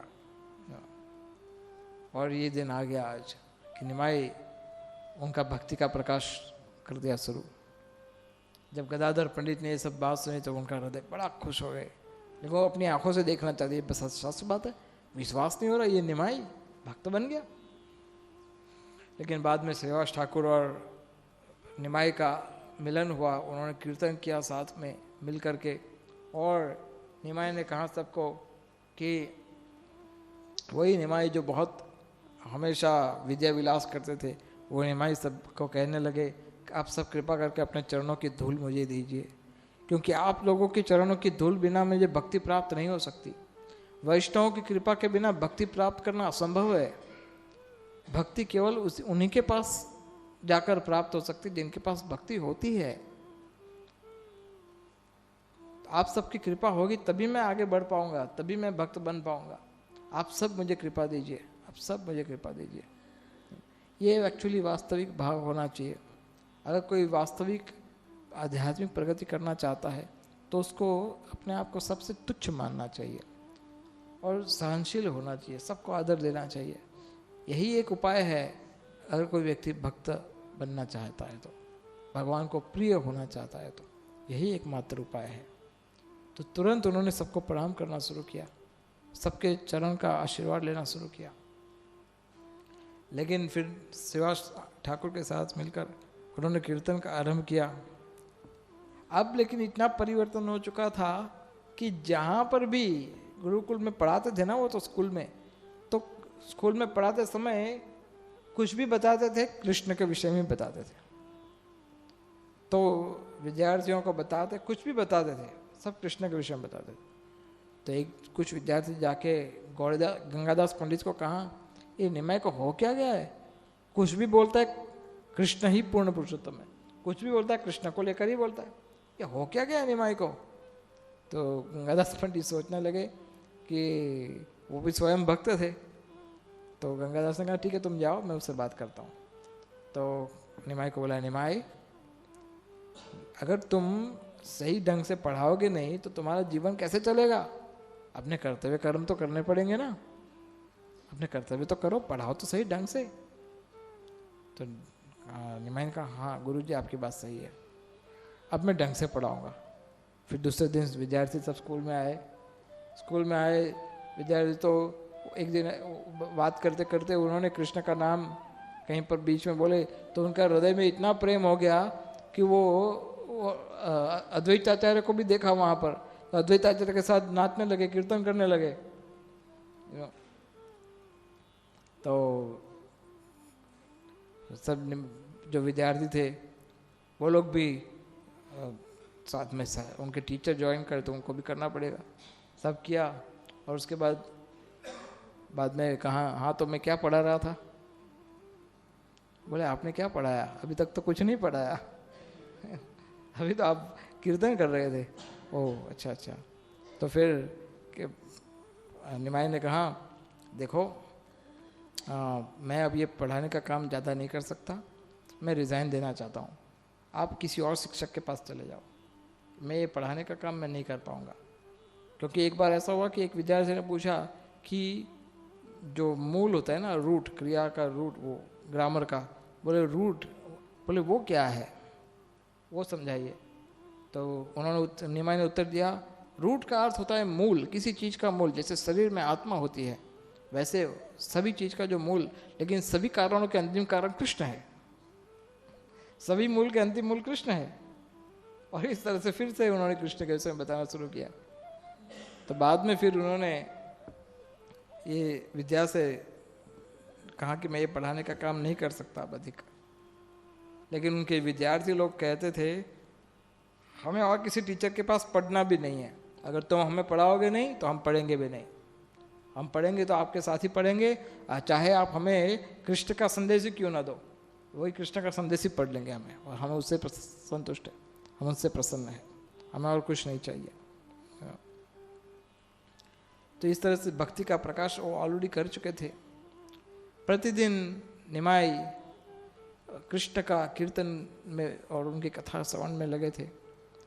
एक बार ऐसा हुआ कि कोई एक ब्राह्मण विष्णु सहस्त्र नाम जप कर रहा था, विष्णु सहस्त्र का पाठ पढ़ रहा था, और विष्णु सहस्त्र के नाम में एक नाम आया नरसिंह, ऐसा नाम आया। तो तुरंत नरसिंह का आवेश लेकर के बाहर निकल गए, बोले वो मैं हूँ नरसिंह, वो मैं हूँ, सब जगह बताने लगे वो मैं हूँ। इतना क्रोध में आए, कहाँ हिरण्यकशिपु, वो मैं हूँ नरसिंह, ऐसे बताने लगे।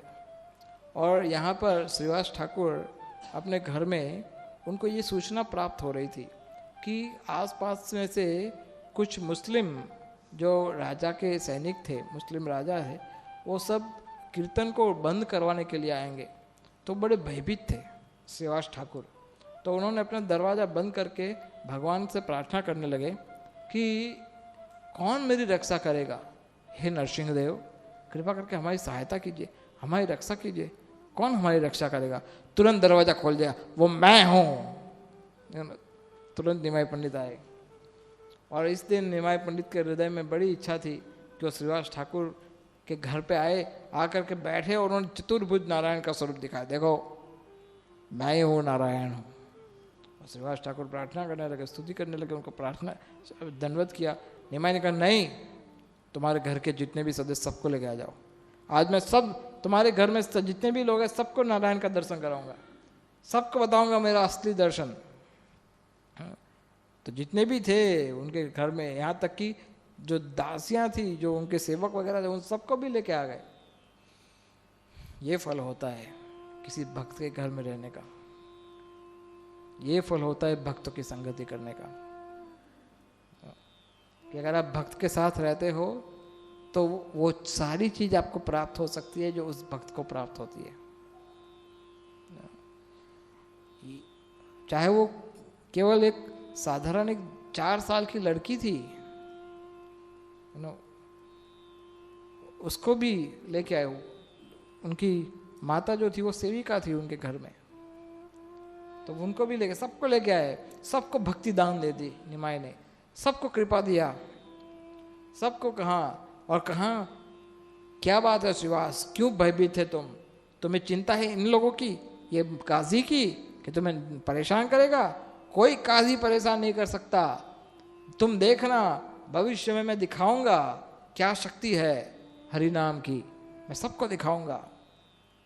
और मैं कहूंगा इस काजी को कि इस पत्थर को जान डाल के दो, इस पशुओं को रुला के दिखाओ तुम्हारे कुरान पढ़ करके, तब मैं मानूंगा कि तुम सही हो। और उन सब के सामने मैं हरि नाम के द्वारा पत्थर को भी पिघला लाऊंगा और पशुओं के आंखों में से पानी भी ला के दूंगा।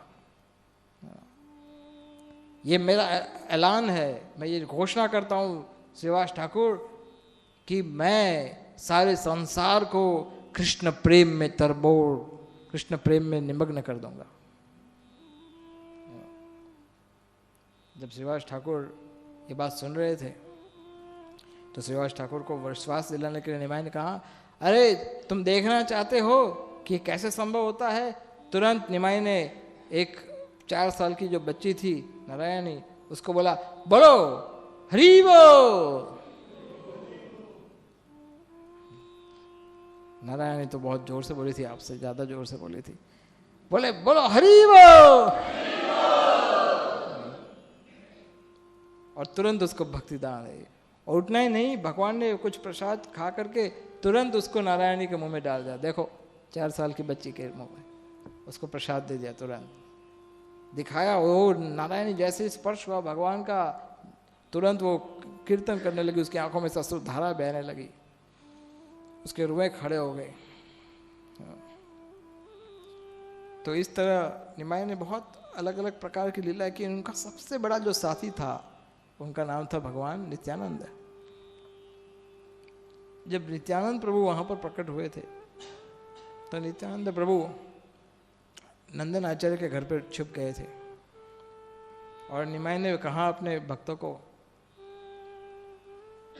मैंने कल एक सपना देखा था कि एक बहुत बड़ा सुंदर व्यक्ति यहाँ पर आया है रथ में, और पूरा वर्णन किया वो कितना सुंदर है, नीलांबर पहना हुआ था, हाथ में हल था ना, क्या उसको ढूंढ के लेकर, मुझे ऐसा लगता है कि वो इधर कहीं पर आसपास में है।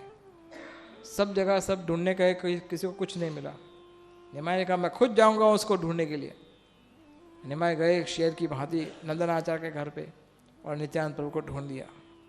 नित्यानंद के साथ उनका मिलन हुआ और ऐसे ऐसे दिव्य लक्षण प्रकट किए कि जो साधारण मनुष्य में हो ही नहीं सकते।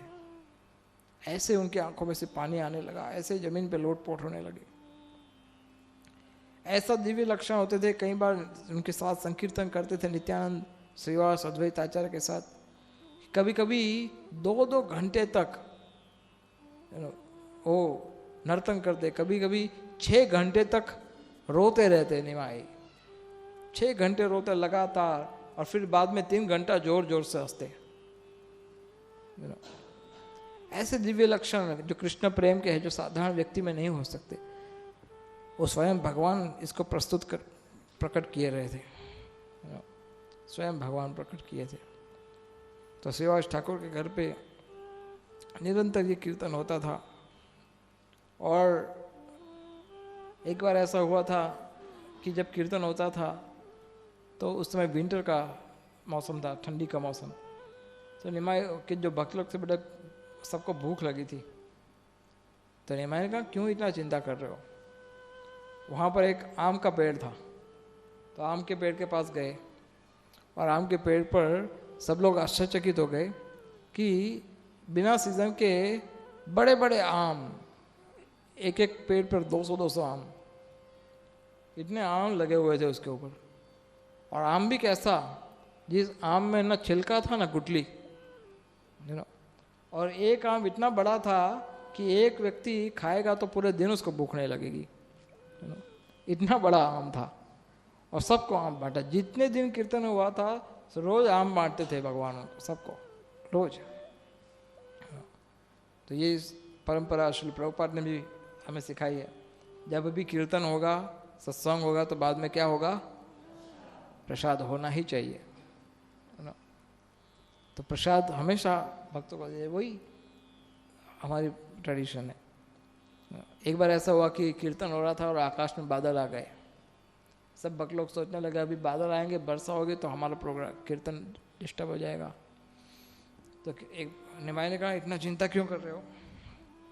ऐसे इशारा के हाथ से बादलों को, सब बादल चले गए और फिर बड़े अच्छे ढंग से कीर्तन हो पाए। तो निमाई हमेशा इस तरह से लीला, अलग अलग प्रकार की लीला प्रस्तुत करते थे। और एक बार निमाई के घर पे एक ज्योतिष आया था, एस्ट्रोलॉजर। वो एस्ट्रोलॉजर आकर के बोला, बड़ा पंडित हूँ, बड़ा ज्योतिष हूँ। लक्ष्मी देवी उनके लिए हमेशा ब्राह्मणों को भोजन करवाती थी, जो भी आते थे। विष्णु प्रिया भी उनकी पत्नी। तो जो ज्योतिष था उसने कहा कि मैं देखना चाहता हूँ कि तुम्हारे पूर्व जन्म में तुम कौन थे। तो निमाई ने मन में सोचा, एक बार ऑलरेडी एक ज्योतिष ने ट्राई करके देखा था कि मैं पूर्व जन्म में कौन था, तुम देख लो कौन मैं पूर्व जन्म में। तो निमाई ने वो ज्योतिष अपना कैलकुलेट करने लगा, वो बाद में कुछ पता नहीं पड़ा। बोले यहाँ पर तो दिख रहा है ये तो कोई नारायण, 4 हाथ वाला नारायण है पूर्व जन्म में, ऐसे ऐसे अलग अलग बताना। तो घबरा गया सोच करके। तो क्या हुआ? तो ज्योतिष बोले नहीं, मुझे कोई मंत्र का उच्चारण करना पड़ेगा। आप कर लो। तब वो मंत्र का उच्चारण किया और मंत्र का उच्चारण करने के बाद फिर से ध्यान लगाया। अब ध्यान लगाने के बाद फिर से उनको वही दिखाया, है ना, वही नारायण, वही भगवान का स्वरूप दिखा, वही सब देखा। बोले क्या हुआ, कौन हूं मैं? तो कहा आप तो साक्षात परमेश्वर हो। तो निमाई जो हंसने लगे बोले तुमने गलती कर दी। बोले मैं पूर्व जन्म में परमेश्वर थोड़ी था, मैं तो ग्वाला था पूर्व जन्म में और गैये चराता था और गायों की इतनी सेवा की मैंने कि आज मुझे ब्राह्मण कुल में जन्म मिला, है ना। तो गायों की सेवा करनी चाहिए, निमाई बताना चाहते थे। गायों की सेवा करोगे तो वो वही आपको ब्राह्मण बना सकती है, वही आपको भगवान के करीब ले जा सकते हैं। तो एस्ट्रोलॉजर निमाई को बोले आप जो भी हो, ग्वाले हो या भगवान हो या परमेश्वर हो या कोई भी हो, ब्राह्मण हो कोई भी हो, मैं आपको प्रणाम करता हूँ। तो निमाई को इस तरह से प्रणाम किया। लेकिन एक समस्या ये थी कि निमाई लगातार कीर्तन करते थे रोज, प्रतिदिन। तो श्रीवास ठाकुर के घर पे, और उस श्रीवास आंगन में किसी को प्रवेश नहीं मिलता था, किसी को प्रवेश नहीं मिलता था। केवल वही लोग आ सकते थे जो निमाई सिलेक्ट करेंगे, सबको प्रवेश नहीं मिलता था। तो एक ब्राह्मण ने आके कहा कि भाई मैं तो दूध पीता हूँ रोज, बस केवल दूध पीता हूँ, खाना बना कुछ नहीं खाता कई समय से, तो मुझे आने दो श्रीवास ठाकुर को। तो श्रीवास ठाकुर ने कहा कि नहीं नहीं तुम नहीं आ सकते। बहुत मिस श्रीवास ठाकुर के पास प्रतिदिन कई लोग आते थे, हमें आने दो ना, हमें आने दो ना, लेकिन उनको किसी को आने नहीं देते थे। एक बार ऐसा हुआ था कि श्रीवास की सास मदर इन लॉ वो वहाँ पर थी छिप करके। निमाई ने कहा कोई देख रहा है हमें। बोले कोई नहीं, मुझे नहीं, हमें नहीं पता। नहीं यहाँ पर कोई है। बोले कौन है? श्रीवास को नहीं पता था कि ये छुपी हुई है। बाद में श्रीवास को पता पड़ा कि उनकी सास। श्रीवास इतने क्रुद्ध हो गए, उसको बाल से पकड़कर घिसट के फेंक दिया बाहर बोले तुम्हारे कारण कीर्तन बंद हो जा रहा है। तो निमाई कभी पसंद नहीं करते कि उनके अंदर कोई आए, प्रवेश करे। तो एक ब्राह्मण जब निमाई को गंगा तट पे मिल गया तो निमाई को कहा तुम निमाई पंडित, तुम किसी को तुम्हारे कीर्तन में प्रवेश करने की अनुमति नहीं देते, मैं तुम्हें शाप देता हूं। तुम क्या समझते हो अपने आप को, बहुत बड़े ब्राह्मण हो गए हो, मुझसे भी अधिक अच्छे ब्राह्मण हो, स्मार्ट ब्राह्मण था वो, मुझसे भी अधिक ब्राह्मण अच्छे हो, मैं तुम्हें शाप देता हूं। क्या? तुम पूरे जीवन तक सब प्रकार के भौतिक भोगों से दूर रह जाओ। सब प्रकार के इंद्रिय भोग से दूर रह जाओ। निमाई बोले very good, thank you so much, है ना। भगवान को यह वरदान, ये श्राप बड़ा अच्छा लगा। लेकिन भगवान ने बोल दिया आज के बाद कोई ब्राह्मण का श्राप कलयुग में कभी सफल नहीं होगा। तो अभी भी कोई ब्राह्मण अगर सोचता है कि भाई मैं ब्राह्मण और श्राप दूंगा तो भूल जाओ, अभी उसका कोई श्राप सफल नहीं होने वाला। कलयुग में सिस्टम बंद हो गई श्राप वाली। तो निमाई जब इस तरह से आए तो एक बार ऐसा हुआ था कि ये ऐसा एक जो ब्राह्मण था, ऐसे कई ब्राह्मण थे, स्मार्ट ब्राह्मण। वो लोग सोच रहे थे कि कर क्या रहा है ये निमाई, हल्ला मचा रहा है ये कीर्तन, ये इस तरह का कोई तरीका होता है क्या कीर्तन करने का। और ये श्रीवास ठाकुर अपने आप को समझते क्या है। और उसमें सबसे बड़ा एक देवी पूजक था, उसका नाम था गोपाल चापाल।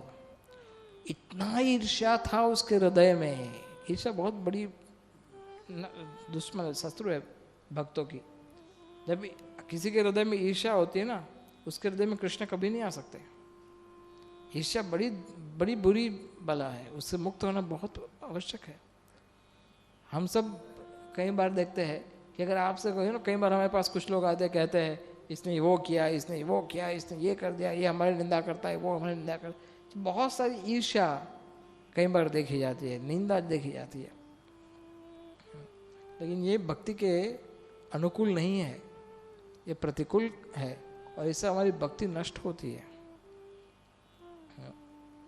तो चपाल गोपाल, जो गोपाल चापाल था, उसके हृदय में बड़ी ईर्ष्या थी श्रीवास ठाकुर के प्रति। सबको बोलने लगा ये श्रीवास बदमाश आदमी है, तुम जानते नहीं ये करता क्या है, रात को सब शराब पी करके मजे उड़ा रहे होंगे, क्या पता क्या कर रहे हैं अंदर, किस प्रकार के पाप कर रहे हैं। ऐसे ऐसे कहीं कहीं निंदा करना शुरू कर दिया, है ना। कई बार होता है ना ऐसे, कई लोग आपके पीछे कुछ ना कुछ बोलते रहते हैं, ये ऐसा व्यक्ति है, इसका चरित्र ऐसा है, ये इसका ये ठीक नहीं, उसका वो ठीक नहीं है। इस तरह से श्रीवास ठाकुर का बहुत निंदा होने लगा। और एक दिन रात को उस गोपाल चापाल ने क्या किया, दुर्गा पूजा का जो सामान था, मांस मदिरा इत्यादि, वो उसके घर के बाहर छोड़ दिया, श्रीवास के घर के बाहर, ये बताने के लिए कि देखो ये ढोंग करता है। तो फिर दूसरे दिन सुबह देखा श्रीवास ठाकुर ने कि सब पड़ा है सामान। तो श्रीवास ठाकुर ने सब पड़ोसियों को बोला देखो देखो मैं ढोंग करता हूँ, इधर आओ, देखो ये सही है, देखो ये दुर्गा पूजा का सामान पड़ा है इधर, वास्तव में मेरा यही असली सत्य है। सब ने कहा नहीं, ये किसी दुष्ट व्यक्ति ने किया हुआ है। तो श्रीवास ठाकुर ने डिफेंड नहीं किया निंदा को। श्रीवास ठाकुर की निंदा हो रही थी, उन्होंने प्रतिकार नहीं किया, अरे नाले पे डाला, उसने मेरी निंदा किया, मैं भी उसका निंदा, ऐसा नहीं। उन्होंने कहा कि वास्तव में मेरे में कोई भक्ति है नहीं, यही सच है, और यही गोपाल चापाल मेरा हित कर रहा है, मुझे हेल्प कर रहा है। तो गोपाल चापाल को कुछ ही दिन में, कुछ ही समय में उसको बहुत बड़ा लेप्रेसी हो गया, रक्तपीत, पूरा शरीर में रसी रसी हो गई, और उसको फिर निकाल दिया गया बाहर, नवद्वीप से बाहर। बड़ा दुखी हो गया। एक बार निमाई उनके सामने आ गए, तो निमाई को कहा कि मुझे कृपा करके मुझे उद्धार कर दीजिए, मुझे माफ़ कर दीजिए। निमाई ने कहा तुम करोड़ों करोड़ों करोड़ों जन्म तक सड़े रहोगे इसमें, तुमने वैष्णव का अपराध किया है। तो गोपाल चापाल बहुत दुखी हो गया। लेकिन बाद में फिर जब महाप्रभु संन्यास लिए थे, तब फिर से एक बार गए थे, तो वही गोपाल चापाल ने निमाई से चैतन्य महाप्रभु के रूप में प्रार्थना की, मुझे क्षमा कर दीजिए, मैं बहुत समय व्यतीत हो गया। तो निमाई ने तब चैतन्य महाप्रभु ने कहा कि तुमने जिसका अपराध किया है उन्हीं के पास जाओ, अगर वो तुम्हें क्षमा कर देंगे तो तुम इस अपराध से मुक्त हो जाओगे। तो इस तरह से गोपाल चापाल का उद्धार तो किया महाप्रभु। लेकिन एक बार महाप्रभु ने, निमाई पंडित ने महाप्रकाश लीला प्रस्तुत की श्रीवास ठाकुर के आंगन में। श्रीवास ठाकुर के घर पे खुद भगवान शालिग्राम शिला का जो आसन था वहाँ पर जाकर बैठ गए, और आकर के बोले आई एम द लॉर्ड, मैं हूँ पूर्ण पुरुषोत्तम परमेश्वर, अभिषेक करो मेरा, अभिषेक गान गाओ, मंत्रोच्चार बोलो, ओम सहस्त्र शीर्षा पुरुषा बोलो। सब भक्तों ने उनका पूजा आरंभ किया, उनका अभिषेक कराया, उनका नए कपड़े पहनाए। इस लीला को महाप्रकाश लीला बोला जाता है। 21 घंटा चला था ये लीला। और उन महाप्रभु ने कहा कि मुझे अन्नकूट लगाओ, हजारों हजारों घड़े गंगा का पानी दिया, हजारों हजारों घड़े भर के राइस दाल सब दिया, और सब खा गए महाप्रभु। स्वयं जगन्नाथ जी है, स्वयं भगवान है, उनके लिए क्या असंभव है। तब निमाई ने कहा कि मैं सभी एक एक भक्तों को मिलना चाहता हूँ। श्रीवास को कहा, श्रीवास तुम्हें याद है एक बार तुम देवानंद पंडित करके जो एक प्रसिद्ध वक्ता है, उसको भागवत कथा में तुम बैठे थे उसकी कथा सुनने के लिए, और तुम भागवत का कथा सुनते सुनते तुम्हारे आंखों में से अश्रुधारा बहने लगी और तुम्हारा हृदय दिव्य भाव के साथ गदगद हो गया, लेकिन तुम्हारी इस भावना का कदर नहीं किया देवानंद पंडित के अनुयायियों ने, और देवानंद पंडित उसको रोका भी नहीं और तुम्हें उठा करके बाहर फेंक दिया था सभा से, और तुमने कोई प्रतिकार नहीं किया। तुम्हें बड़ा दुख हुआ, बहुत दुखी होकर तुम घर आए, किसी को कुछ नहीं कहा, और तुमने श्रीमद् भागवतम खोल कर पढ़ना शुरू किया, और तब तुम्हें हृदय में बहुत बड़ा आनंद की प्राप्ति हुई। तुम जानते हो ये सब कैसे हुआ था? अरे ये सब तो आपको कैसे पता? मैं पूर्ण पुरुषोत्तम भगवान के रूप में भगवान बता रहे, क्योंकि तुम्हारे हृदय में जब ये कष्ट हुआ था तो उसी समय मैं स्वयं तुम्हारे हृदय में आया था श्रीमद् भागवत के श्लोकों के माध्यम से, और तुम्हारे हृदय को मैं पवित्र करके तुम्हारे हृदय को उल्लासित किया था। और जब कभी तुम भागवत पढ़ोगे तब तुम्हें दिव्य आनंद की अनुभूति होगी। भगवान ने कहा उस श्रीधर को बुलाओ, खोला बच्चा श्रीधर जो निरंतर उनका सेवा करते, उसको बुलाओ। तो बोले उसको ढूंढेंगे कैसे, कौन है? बोले उसको ढूंढना बड़ा आसान है, जिसकी कुटिया से निरंतर हरि हरि हरि निरंतर अगर सुनने में आता है वो खोला बच्चा श्रीधर का कुटिया है। तो चले गए खोला बच्चा श्रीधर के कुटिया के। बोले आपका नाम श्रीधर है? बोले हाँ। चलो निमाय पंडित ने बुलाया तुम्हें। मुझे बुलाया? बोले मैं तो इतना तुच्छ हूँ, किसी काम का नहीं हूँ, कोई काम में नहीं होगा, मुझे क्यों बुलाया? बोले हमें नहीं पता, तुम चलो। तो तुरंत दौड़ कर आए, पहले तो बेहोश हो गए, फिर उनको उठा करके लेके आए। तो निमाई ने मुझे बुलाया, तो लेके आए श्रीधर को। श्रीधर ने आके कहा, निमाई ने कहा श्रीधर मैं बहुत प्रसन्न हूँ तुमसे, मांगो क्या वरदान चाहिए।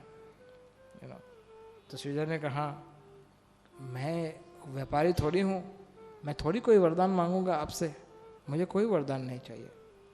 लेकिन कहा कि नहीं तुम्हें मांगना ही पड़ेगा, तुम्हें इंद्र का साम्राज्य चाहिए, तुम्हें इंद्र बना दूं? बोले नहीं।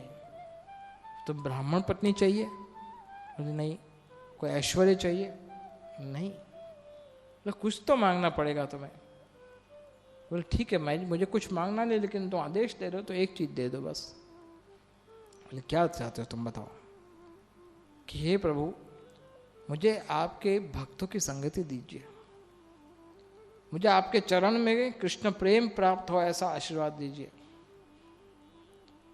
और मुझ पर ऐसा कृपा कीजिए कि मैं जन्मों जन्म श्रीधर के रूप में तुम्हारी सेवा करता रहूं, और वही निमाई पंडित बन के तुम मेरे पास आया करो और मेरे केले के पत्ते चुरा कर ले जाओ।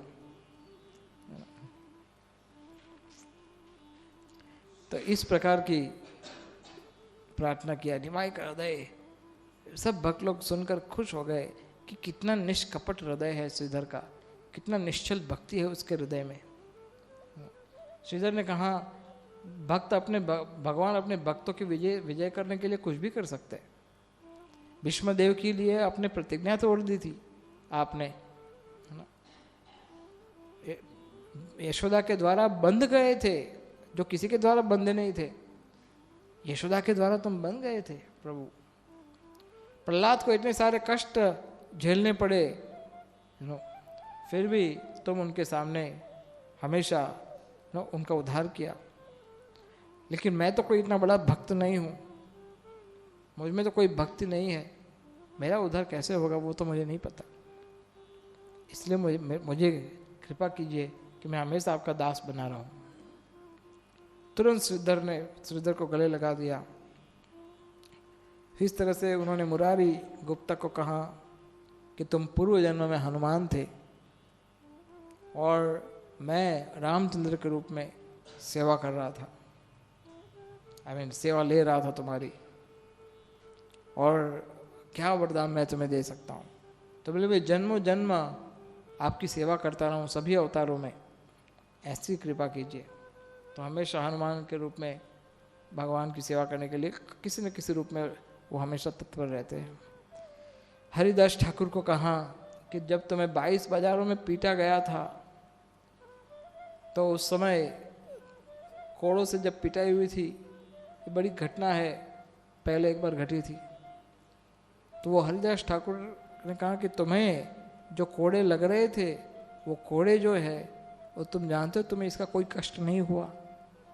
क्यों नहीं हुआ? क्योंकि वो सारे कोड़े 22 बाजार में जो पीटे गए थे वो सब मैंने अपनी पीठ पर ले लिए थे, इसलिए तुम्हें कोई कष्ट नहीं हुआ। आज से मैं तुम्हें घोषणा करता हूं, तुम्हारा नाम मैं बदलता हूं, आज से तुम नाम आचार्य के नाम से प्रसिद्ध होंगे। हरिदास ठाकुर नाम आचार्य, हरिदास ठाकुर के।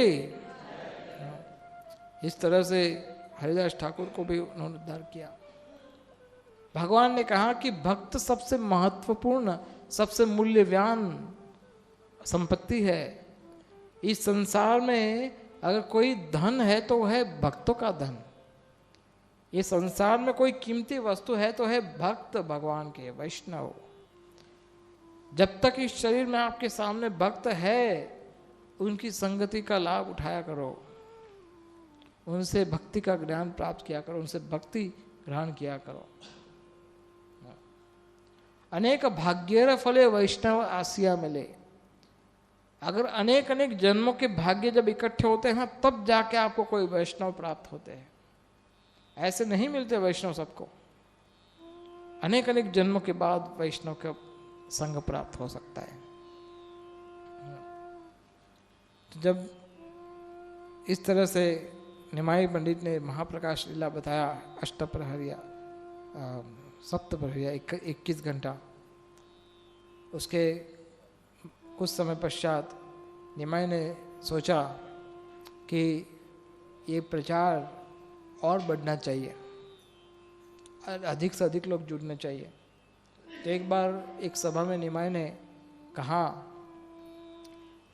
हरिदास को, नित्यानंद को, सुनो सुनो हरिदास, सुनो नित्यानंद, सुनो हरिदास, अमार आज्ञा सर्वत्र करह प्रकाश। हे नित्यानंद, हे हरिदास, मेरी बात सुनो, तुम घर घर जाओ, प्रति घरे घरे गिया करो ये भिक्षा। भिक्षा मांगो क्या? भज कृष्ण, बोलो कृष्ण, करो कृष्ण शिक्षा। कृष्ण का नाम जप करो, कृष्ण के संदेश को पढ़ो, कृष्ण के भक्त बनो, ये शिक्षा सबको दो। ये शिक्षा ग्रहण करके नित्यानंद घर घर गए। कुछ लोगों ने उनका स्वागत किया, कुछ लोगों ने कहा कि आइए आइए हमारे घर पे आपका स्वागत है। जैसे आप कभी पुस्तक वितरण करते हो तो आपको देखते हैं ना, कुछ लोग आपका स्वागत करते हैं और कुछ लोग कहते हैं देखो ये लोग जासूस है, दिन में देखेंगे हमारे घर में क्या है, फिर रात को आके चोरी करेंगे। और कुछ लोग उनको डांट देते थे, हाय क्यों हमारा दिमाग खराब कर रहे हो, क्यों हमारा समय नष्ट कर रहे हो, हम नहीं चाहते हरे कृष्ण भक्ति करना, हम नहीं चाहते भगवान का सेवा करना, क्यों हमारा पीछा पड़ रहे हो। तो निमाई उनके नित्यानंद प्रभु दांत में तिनका लेकर हाथ जोड़ करके उनके सामने गिर गिरा करके प्रणाम करके कहते थे कि कृपा करके एक बार हरि बोल दीजिए, एक बार। तो एक बार ऐसा हुआ कि उनके सामने दो बड़े भयानक पियक्कड़ शराबी लोग आए थे और देखा ये कौन है ये, अरे इनको नहीं जानते, भागो यहाँ से, अपना जीवन बचाओ। कौन है ये? बोले ये है तो ब्राह्मण कुंड में जन्म लिए, जगाई माधव उनका नाम है। उनका पहले का नाम था जगदीश और माधव, लेकिन बुरी संगति से ये बड़े इतने बड़े पापी हो गए हैं कि जिसको देखते उसको मारते हैं प्रतिदिन नशा करते रहते हैं, प्रतिदिन मांस खाते हैं, गाय का मांस खाते हैं और जुआ खेलते रहते हैं, हत्या करते ब्राह्मणों की, घर जला देते सबका। एक घर अगर दिन में कम से कम एक घर जलाएंगे नहीं तो उनका खाना हजम नहीं होता था। स्त्रियों को रेप करते थे, बलात्कार करते थे। ये सब प्रकार के पाप किए हुए हैं। भाग जाओ इधर से, बचाओ अपने प्राण। तो नित्यानंद प्रभु ने कहा हरिदास को, अगर इन दोनों का उद्धार हो गया तो हमारे प्रभु का यश बढ़ जाएगा। इन लोग का उद्धार कर देते। हरिदास ने कहा इन लोगों का उद्धार, नित्यानंद तुम स्वस्थ तो हो, इन लोगों का उद्धार? बोले हाँ, इन लोग का उद्धार कर। तो उनका उद्धार करने के लिए गए उनके पास और कहा देखो भाई, एक बार हरि बोलो, एक बार भगवान का नाम उच्चारण करो, एक बार बोलो हरे हरे कृष्णा, एक बार बोलो। आजकल होता है ना, आप बोल दो, किसी को बोलते हो, कई बार हम देखते हैं, हम किसी को बोलते हैं ना एक बार बोलिए हरे कृष्णा, तो सामने बोलेगा क्या, सेम टू यू, है ना। वो हरे कृष्णा नहीं बोल सकते, सेम टू यू बोल सकता है। एक व्यक्ति मर रहा था तो अंग्रेजी में उसको किसी विदेश में, तो उसको किसी ने बोला, उसके सगे ने बोले जप करो, चैंट चैंट चैंट, है ना। तो वो क्या बोलने लगा, कांट कांट कांट। मैं नहीं बोल सकता, वो कांट बोल सकता है लेकिन हरि नाम नहीं बोल सकता। तो इस प्रकार के जो पापी लोग होते हैं हरि नाम नहीं बोल सकते। एक बार बोलो हरे कृष्णा ऐसे। तो जगाई मदाई बोले कौन है ये, कौन है भाई, तुम्हारा नाम क्या है? बोले मेरा नाम अवधूत है। अवधूत? तो हमें उपदेश देता है और उनके पीछे दौड़े मारने के लिए। और नित्यानंद हरिदास अपने प्राण बचाकर भागने लगे और भागते भागते भागते भागते दूर तक आ गए। और ये दो थोड़े मोटे थे, जगाई मधाई, दौड़ नहीं पाए, लेकिन उनको बड़ा क्रोध था, उनको मारने की इच्छा थी। अब करे क्या, तो एक दूसरे को मारने लगे। जगाई मधाई को मारने लगा, मधाई जगाई को मारने लगा, और इस तरह से अपनी इच्छा पूरी की। लेकिन यहाँ पर भागते भागते नित्यानंद हरिदास ने कहा, निताई तुम ठहरे जवान, मैं ठहरा बूढ़ा आदमी, मुश्किल से आज मेरे प्राण बचे हैं, तुम्हारे साथ आके तो मैं अपने जीवन दांव पे लगा रहा हूँ।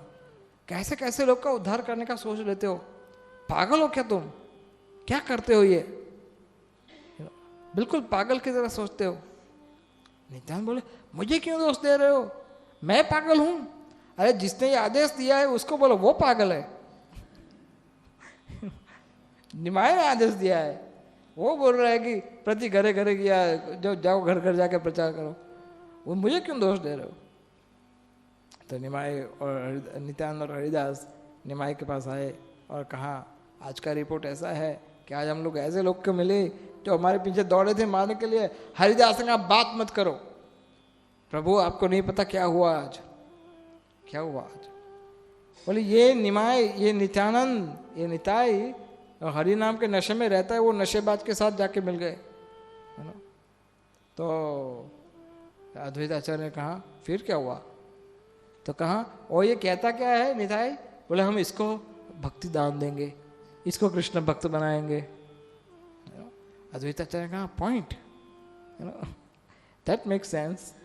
तो अद्वैत हरिदास ठाकुर बोले अरे क्या तुम जानते नहीं वो कौन है, हमारे पीछे पड़े थे आज हमें मारने के लिए, मुश्किल से मैं तो प्राण बचा के आया हूँ प्रभु, मैं इस निताई के साथ नहीं जा सकता रोज। तो निमाय ने कहा अगर जब निताई ने ऐसा विश्वास कर लिया है कि इन दोनों का उद्धार होगा तो इन दोनों का उद्धार अवश्य होगा, तुम देखते जाओ क्या होता है। तो एक दो बार ऐसा हुआ कि उन्होंने कीर्तन हो रहा था रात को, और कीर्तन हो रहा तो उसका ध्वनि जगाई मधाई के कान पे गया था, एक बार वहाँ से गुजर रहे थे। तो ये लोग कीर्तन के संगीत पर बाहर नशे में थे, नाच रहे थे। बोले अच्छा म्यूजिक बज रहा है, अच्छा म्यूजिक बज रहा है, क्या से, और नाचने लगे। लेकिन एक बार जब नित्यानंद फिर से उनके पास से गुजर रहे थे तो नित्यानंद ने कहा देखो एक बार हम पहले मिले थे तो तुमने हरि बोलने से मना कर दिया था, हरे कृष्ण बोलने से मना कर दिया, लेकिन आज तो मैं तुम्हें चरणों में प्रार्थना करता हूँ, एक बार बोल दो, बस एक बार बोल दो, तो मदाई बड़ा क्रोध में आ गया। और मदाई ये वो लोग थे, जगाई और मदाई, जो पूर्व जन्म में हिरण्यकशिपु और हिरण्याक्ष थे, दूसरे जन्म में कंस और शिशुपाल बने, शिशुपाल और दंतवक्र बने, और उसके बीच वाले जन्म में रावण और कुंभकर्ण बने। ये वही थे दोनों।